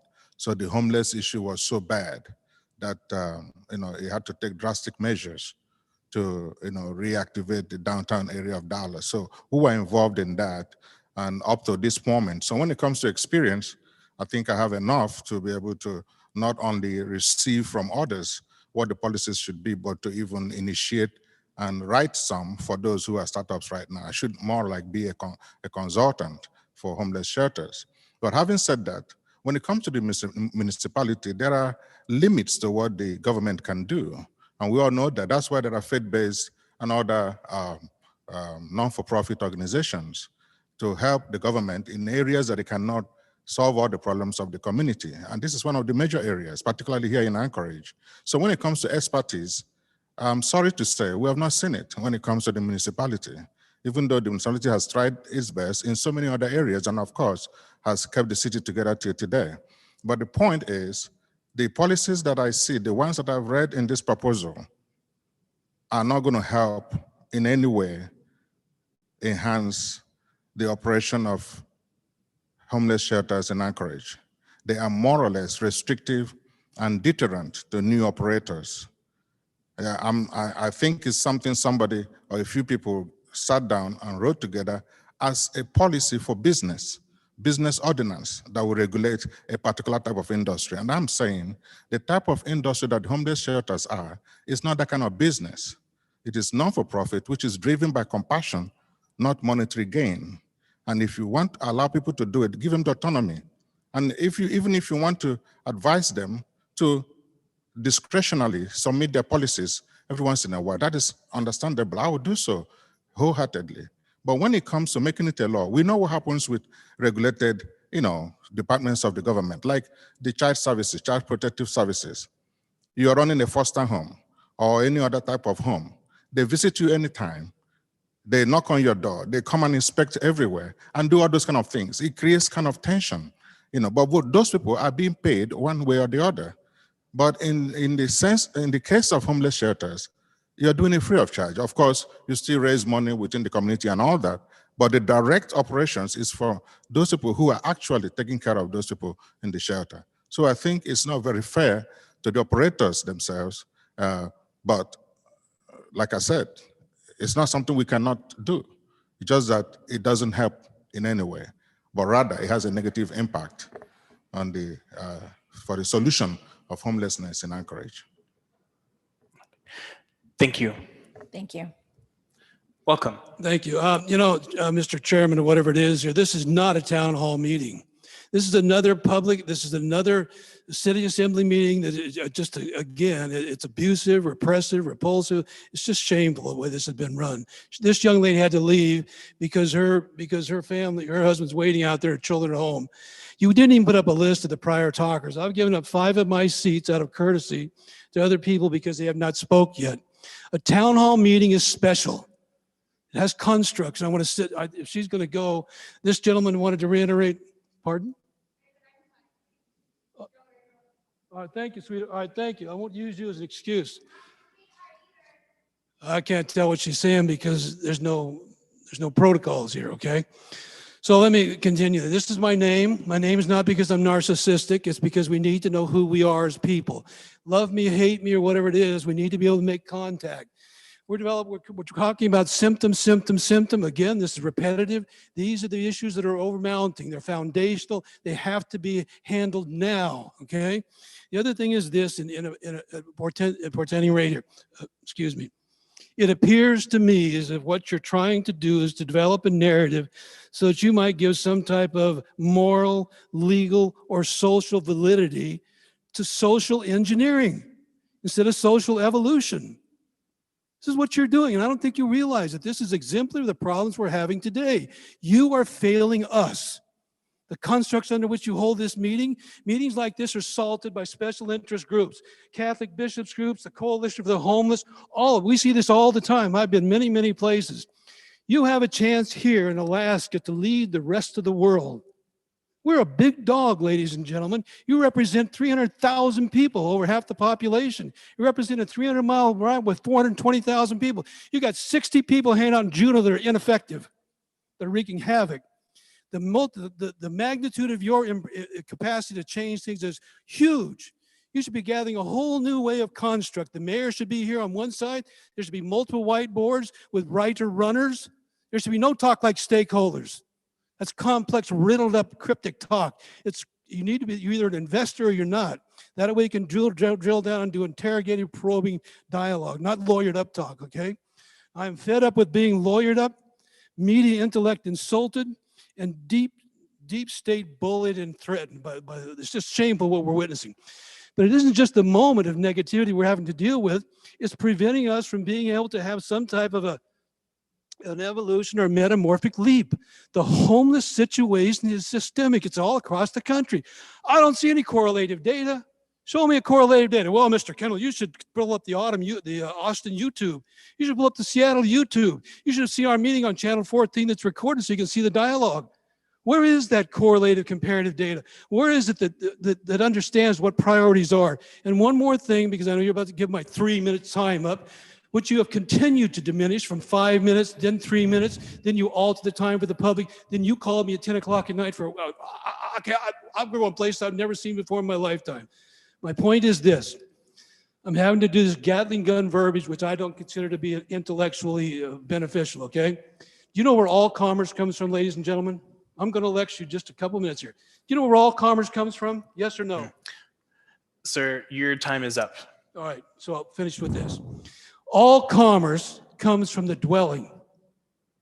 All commerce. People don't understand that. And the reason that is this. All business is a product, service, or solution. You just try to handle product, service, or solution on somebody living out off a horse or out of a tent. Thank you, sir. No, that's not fair. Let me, if I might, just finish this up. Let me just see if I have any questions for you. I don't. So thank you, sir. Your time is up. See, that's not fair to us at all. All of these people are yearning to have dialogue and interactive discussion, and you're shutting that. May I please finish my one aspect of what a commerce is so it's not incomplete? If you have like 20 seconds, sure. Jeez. But then I do need to move on. This is just unbelievable what we're witnessing. Complex problems handled like this. All commerce comes from the dwelling. All business is a product, service, or solution. You cannot handle a product, service, or solution to an individual living on a horseback or out of a car or in the forest. It is from you as a neighbor, me as a neighbor, that all these roads, bridges, everything are begot, or begotten. You have to understand the priority of the single family dwelling in the family. You people are trying to do social engineering. You're not representing us. You've gone rogue. And the reason Thank you, have sir. Welcome. All right, my name is Louis Imbriani. I'm going to ask some questions and nod heads if I can get an answer. I'm just doing a little knowledge check for myself since I have been following this for a while. Ms. Kennedy, you said about regulations and who determines the regulations. Would that be the director of the health department, since that's kind of where it would fall under? Is that my understanding? Just because that's what I... The sponsors could probably speak to Oh, that, okay. but that is my understanding. Okay, so if I could ask one of the sponsors if that's correct. So it falls under the health department, director of the health department? Okay, so it falls under a political appointee. Got it. And then Mr. Weddleton, or I'm sorry, Ms. Zolotel, you said about regulating how these interactions happen, but why are we, general question to everyone, why are we regulating private enterprise? We've heard plenty of people come up and talk about that they don't take money from the government. They don't take anything from the municipality. They don't take anything from the state. They work solely on the goodness of the people of Anchorage providing for them. So why are we regulating? Why are we taking more money out of their pockets to do the job that they're doing so well? Why? Like, why? Why are we regulating it? There's no need if they're doing it right. I mean, I've already saw a knee-jerk reaction, an attack from the equal rights amendments that were made. It was directly from a lost court case that this municipality suffered. It was a reaction. You didn't like the law, you thought you had it, and you lost. So you changed the law so you wouldn't lose again. And it affected private businesses the most that are providing these necessary services. And that's what this does. Why are we doing a blanket B3 change? Why aren't we looking at specific spots and making those incremental changes? We did it in downtown for pot shops. Why can't we do it for homeless shelters, for other private enterprises? Why are we catering to one industry and then taking over another that we've never done before? I mean, why?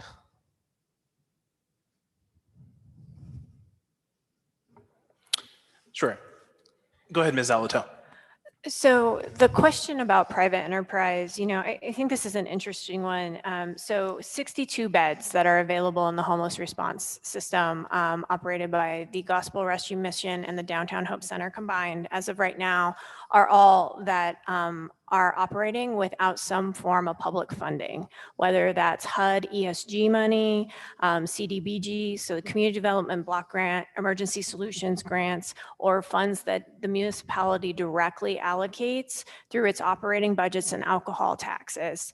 And it's always been, I think, the intent of this body, particularly as we've found the gap in shelter. We used to just fund the cold weather shelter, but we learned that if you don't have that shelter throughout the year, you have a proliferation of camps. So we were paying for something otherwise. So the smarter investment was to ensure people had a place to go. So that is why we want to ensure high standards of care. It's not saying that the Anchorage Gospel Rescue Mission or the Downtown Hope Center aren't doing really good jobs. In fact, the Downtown Hope Center would not be subject to licensure because it is a Title 16 emergency shelter, temporary shelter, versus an established year-round shelter that's authorized in its land use area.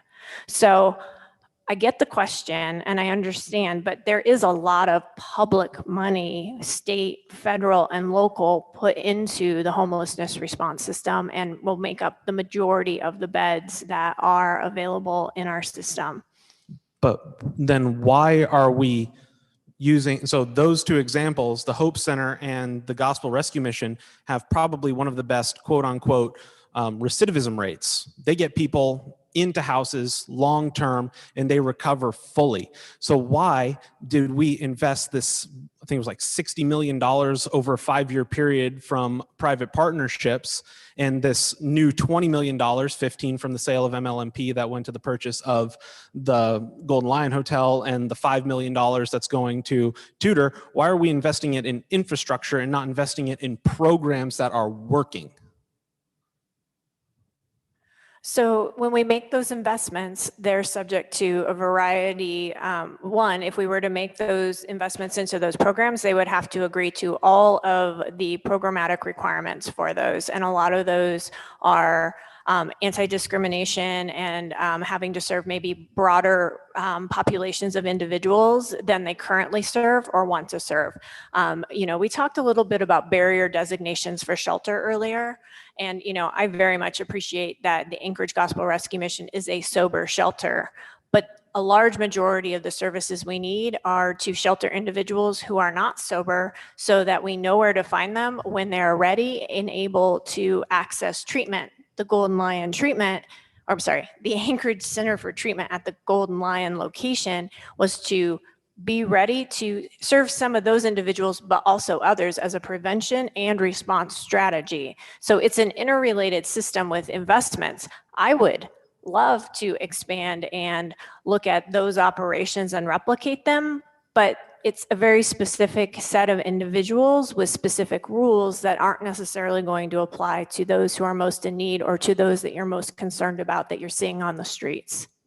But they're here right now, and I know that we haven't asked them, and I'm sorry to kind of put you on your spot, but don't you think if they had some more money and some more funding and some more space, they could even do something like a step down program where now they can take people who are intoxicated, put them in a safe spot, and then bring them into their sober facility when they're ready to be part of the program, or the program? Because they're probably going there for a reason, because they want to be in that program. They see that it works. So. Sure, that would be great. Then there's opportunities to apply for emergency solutions grants and CDBG, which are the larger HUD-funded things. Those they're not restricted from applying to those programs. They just haven't. Whereas we see Catholic Social Services and Covenant House and Rural Cap, they apply and they receive those funds. You have to apply to receive the funds. But you just gave away a ton of money without any applications. Thanks. Mr. Whittleton? A little bit different track that you're on. I don't understand your issue with the zoning on pot shops. I don't believe that was special, so I won't go quite there. But, I can't, I'm sitting here thinking hard of a law that is made because everyone is bad. Laws are made because there's a few bad actors, and you make a law that applies to all of us. I can't think of any that aren't that way. So we had a horrible situation, destroyed a neighborhood. Neighborhood was destroyed down at 3rd Avenue.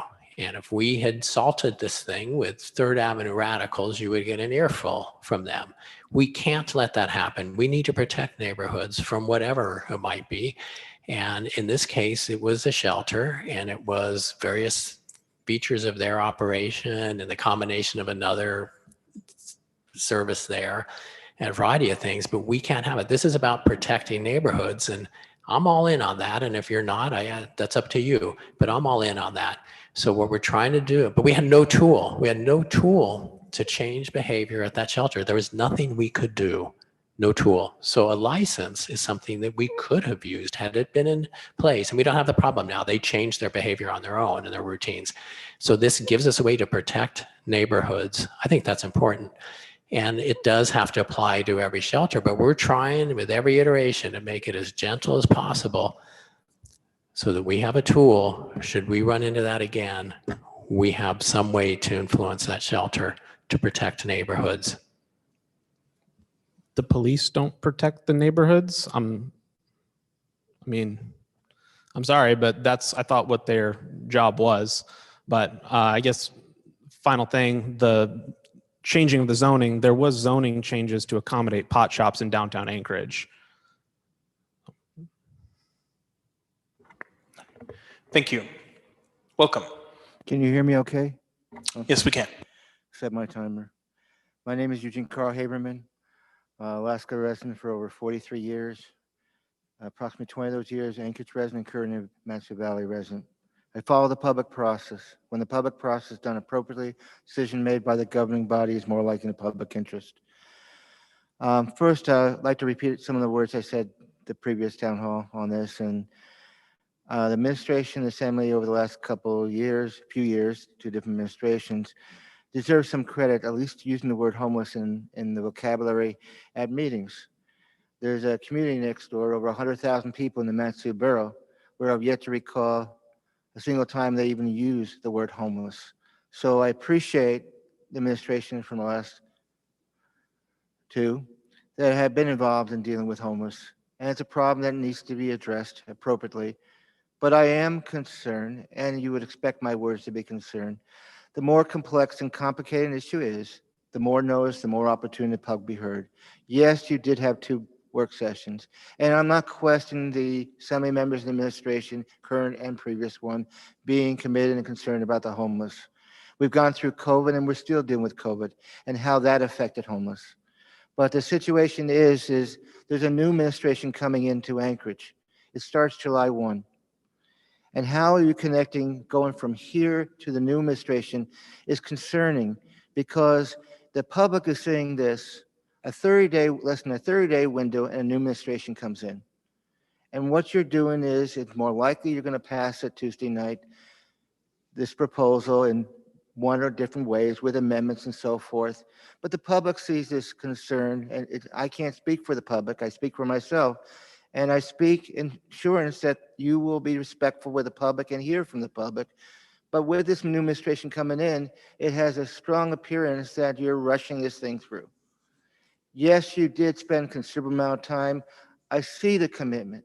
But all that time you've invested, you've got to give a consideration to the public to digest what you propose. And what you're proposing is not including the public, it is including the public in a very limited way.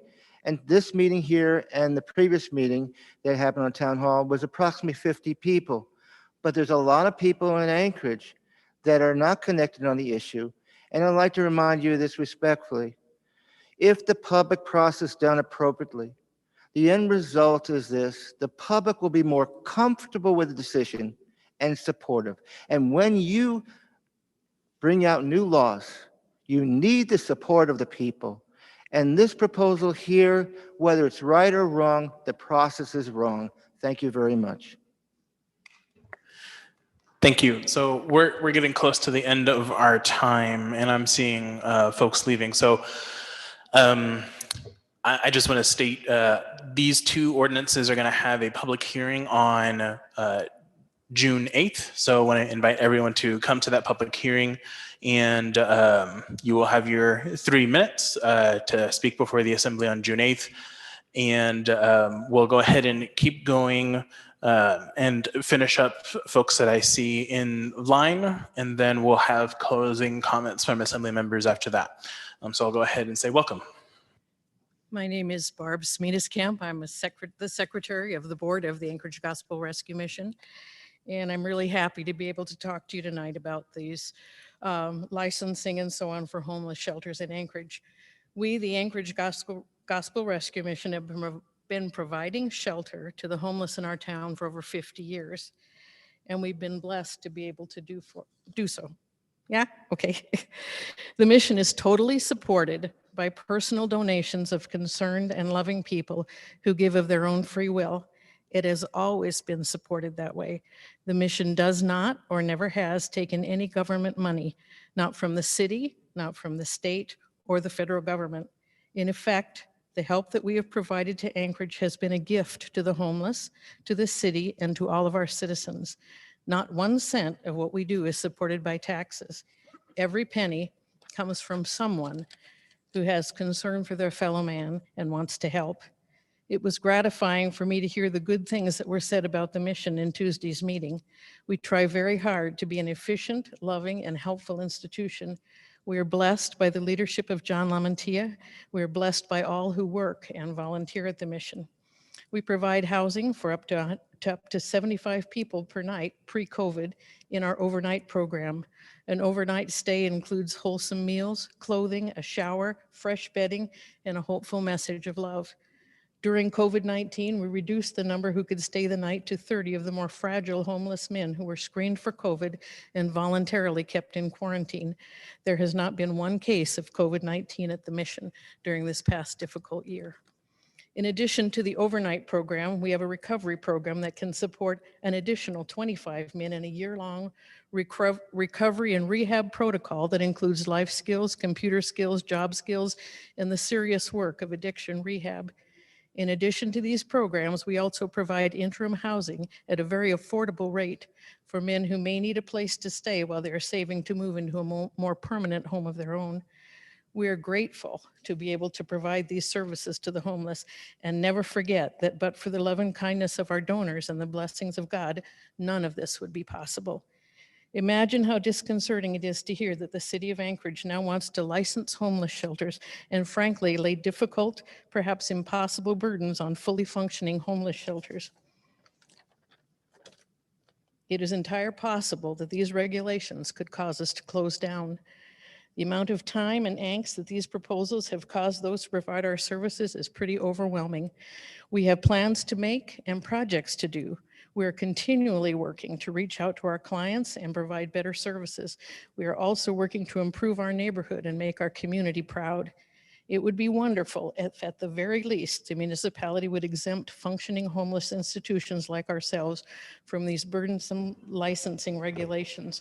We are doing the work at no cost to anyone other than our generous donors, and least of all to the city of Anchorage. Sorry for interrupting, ma'am, but your time is up. Almost done. Okay. Yeah. We want to get on with the job that needs to be done. I'm afraid that if the city tries to control too much, organizations will be unable to afford the extra expense of licensing, the difficulty of finding workers, the burden of oversight. Who would want to run a homeless facility? Who could? Shelter work is not easy. We all know that homelessness is a very complex issue, and I don't believe that it's your goal to make things harder. Thank you. Thank you. Mr. Darden, so this is going to be my second warning to you about trying to get attention with the signs. So please do not. Welcome. Thank you. Roger Branson. I'm a longtime advocate for mental health recovery and services. I'm also advocate for folks in recovery from substance abuse and those caught up in homelessness. I wear a number of different hats in the community as a volunteer. None of them are paid positions, and the one that I'm most proud of is with the Houseless Resource Advocacy Council, and we are a entity that was fostered under the coalition, but we started 3 years ago meeting, and the only requirement to vote is to show up and to either be currently or formerly homeless. So we strive to be a voice for the voiceless, for the people that are caught up in their own individual traumas, who are caught up in survival, and folks whose perception of time is limited to just a few days out. They're in survival mode. Sometimes they're just getting by minute, hour by hour, day by day. Most of them, if you ask them what's going to be happening 4 days from now, they got no idea, and for very good reason. So we try to be a voice for them.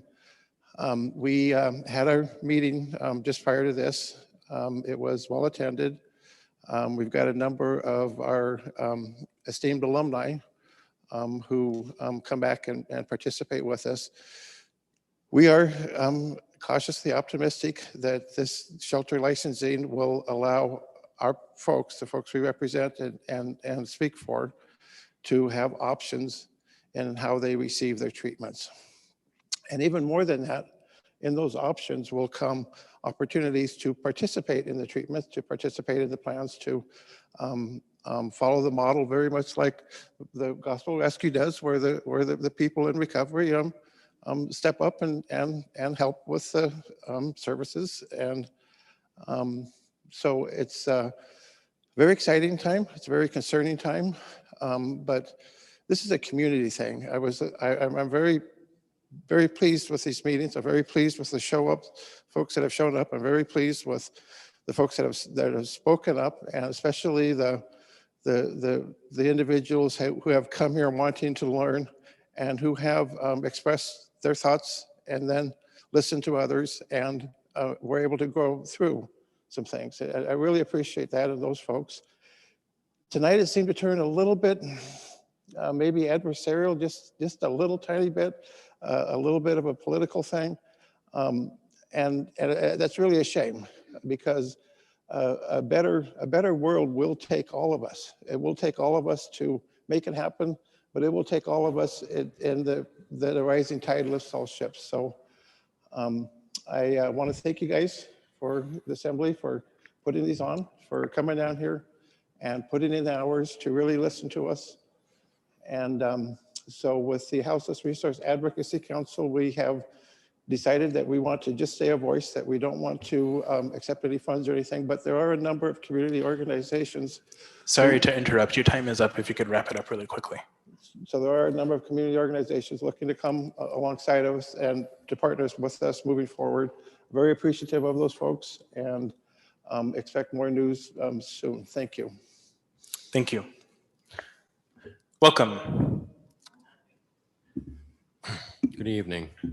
Dr. Michael Savitt, and I will try not to repeat what others have already covered, but like Tuesday night, I do have some observations and questions. The Alaska Club, how much earnest money was put down on the Alaska Club, and is it refundable? Should the new administration choose not to, I'm sorry, am I interrupting you? I can wait. Sorry, I'm just handling an issue, but please continue. Is it refundable should the new administration decide not to go ahead with it? Let's not stop to answer the questions right now. B3 zoning, I think it was either Mr. Weddleton or Ms. Salatel that said the Golden Lion was already in a B3 zone. Ms. Salatel also mentioned that Golden Lion is strictly drug and treatment and would never be used as a shelter. However, with a B3 zoning change, it could become a shelter. I am not suggesting that there is any subterfuge here. However, people on the Assembly may change their mind. They may be replaced with other Assembly people who do not agree with what you're currently saying about the Golden Lion. So the B3 zoning change could affect that, aside from everything else that people have said about the B3 zoning. There was a comparison made between hospitals and shelters. And I don't want to belabor the point because there are some similarities there. There is some need for drug-seeking individuals who bombard the emergency rooms. And it's not just in Alaska. I've lived in 3 different states, so I can attest to that. But I will tell you that hospitals and the medical industry are the most over-regulated industry on the planet. The amount of money that hospitals spend in hiring additional personnel to meet the requirements that are put forth by all of the governing agencies is astronomical. That money takes away from direct patient care. The analogy to the shelters would be if they have to hire someone or provide information to substantiate what they're doing for licensure, whether initially and/or renewal, that's money that could have been spent on helping people. So one, there should be no fee for license or relicensing, and the Muni should supply the personnel to go in and sit at a mutually convenient time to gather the information at no charge to any of the shelters. Remember that third-party payers, and I'll get back to the medical model, once third-party payers, insurance, government, which is the largest insurer, got involved, they also started to hand down regulations as to how to run your facility and what you could and could not do in rendering care. Very important to remember that. I'll go quickly because I know you're pressed for time. Tuesday night, I had the opportunity to speak with Mr. Weddleton afterwards, and we talked about the zoning change and how piecemeal is more time-consuming and more expensive. Well, you know what? It should be more time-consuming, more difficult, and more expensive. The reason being that municipalities like Anchorage and other places are zoned for reasons to protect each of the zones. When you start to change it and people have made investments, whether it's home, business, or anything else, and now you've decided to arbitrarily change the entire zone, you have a tremendous financial impact on people. That is irresponsible. Thank you. Sorry to interrupt, but your time is up. Okay. Thank you. Welcome. Good evening. My name is Christine Schuster, and while sitting here, I made a number of notes. If I can read my handwriting. I do feel like these town meetings were absolutely rushed. During the mayoral debate, Mayor Bronson said that he and his team were working towards a homeless solution of sorts. It's a long time coming, I'm sure.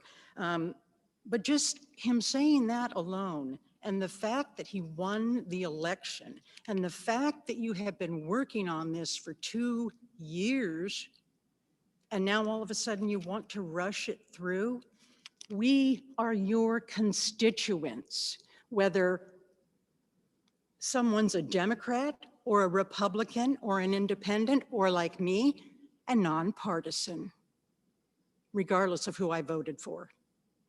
A nonpartisan. I actually voted for the former mayor, the current governor, and I regret my vote for both. Okay, so I think we all can agree that homelessness is a problem. It has doubled or tripled in the last 5 years, all of which were under Mayor Berkowitz's leadership. When we look at places that we could actually house homeless and make it actually in some sort of complex, because you do have women that need domestic violence shelters. You have, and then they transition back into the mainstream population. You also have Covenant House for teenagers that run away or otherwise do not have a home. You do have the domiciliary that the VA has, and I believe that the programs that they have are homeless program, a substance abuse program, and a PTSD program. And I only know that because I had to go outside for the pain program. So that is available to homeless vets. C Street in Minnesota, Sullivan Arena, the old Native Hospital site across from the new Native Hospital. These are just some ideas. You get better ideas when you have more people involved. And I will tell you, as somebody that did a lot of funds management for the Army National Guard for about 25 years, and I managed some of their major programs, you need to have that input. You need to know how it is going to impact the people in the neighborhoods where you put these shelters. Well, some of the places that I named aren't in neighborhoods where people live. They, you know, like the old Native Hospital. You could do a complex all the way down to where MLMP is. Shut off 3rd Avenue and let people use Reeve. That road that goes down to where you can go by the railroad tracks, make it inaccessible. There are other ways to reach it. I'm sorry for interrupting, ma'am, but your time is up. Okay. Thank you. Welcome. Good evening. Greg McDonald. I'm with Clay Company. Clay Company owns a lot of land in Midtown, and I'm here to report something you probably already know, and that is with the Sullivan Arena being a homeless shelter, we have seen a real spike in the homeless problems associated in Midtown. Vagrancy, Felix has been at the Midtown Community Council meetings and is well aware of this, as Meg is. And we're very concerned if the Alaska Club is turned into a homeless shelter, it may most likely have even a more dramatic effect on the problems that we're seeing. So I wanted to make the Assembly aware of that. We're concerned about it. We're in B3 zoning, which is the appropriate zoning, and we would hope that it would stay that way. Thank you for your consideration. Thank you. All right, I'm not seeing anyone else. So we're going to go ahead and move on to final comments. And I'll go ahead and start on this side with Ms. Allard. Thank you, Chair. I just wanted to say there were a couple of comments from various people about politicizing what we're doing. And the truth is, I'm an elected official. I'm a politician, and I work for my constituency in Chugach Eagle River, and I hope I represent those who don't have the representation that they feel they should have.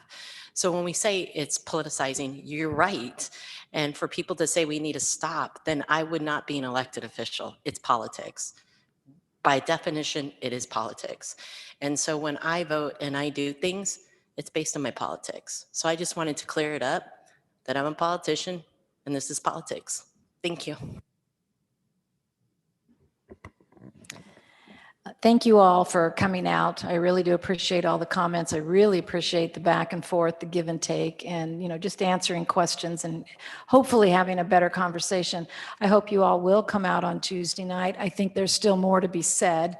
I think there's obviously a lot more that Assembly members are going to want to say. I know I have several amendments in mind, so I know that's going to take some time. I hope that we don't actually rush this through. I think even if we were to postpone or continue public hearing into the next meeting of this month, that gives us more time. It doesn't become such a threshold, if you will, of when the new mayor is sworn in, but even giving us an additional week to really work through some of the fine tuning that I think needs to happen here, I think is going to be important. So I hope you will all come out and meet with us on Tuesday, and certainly send emails.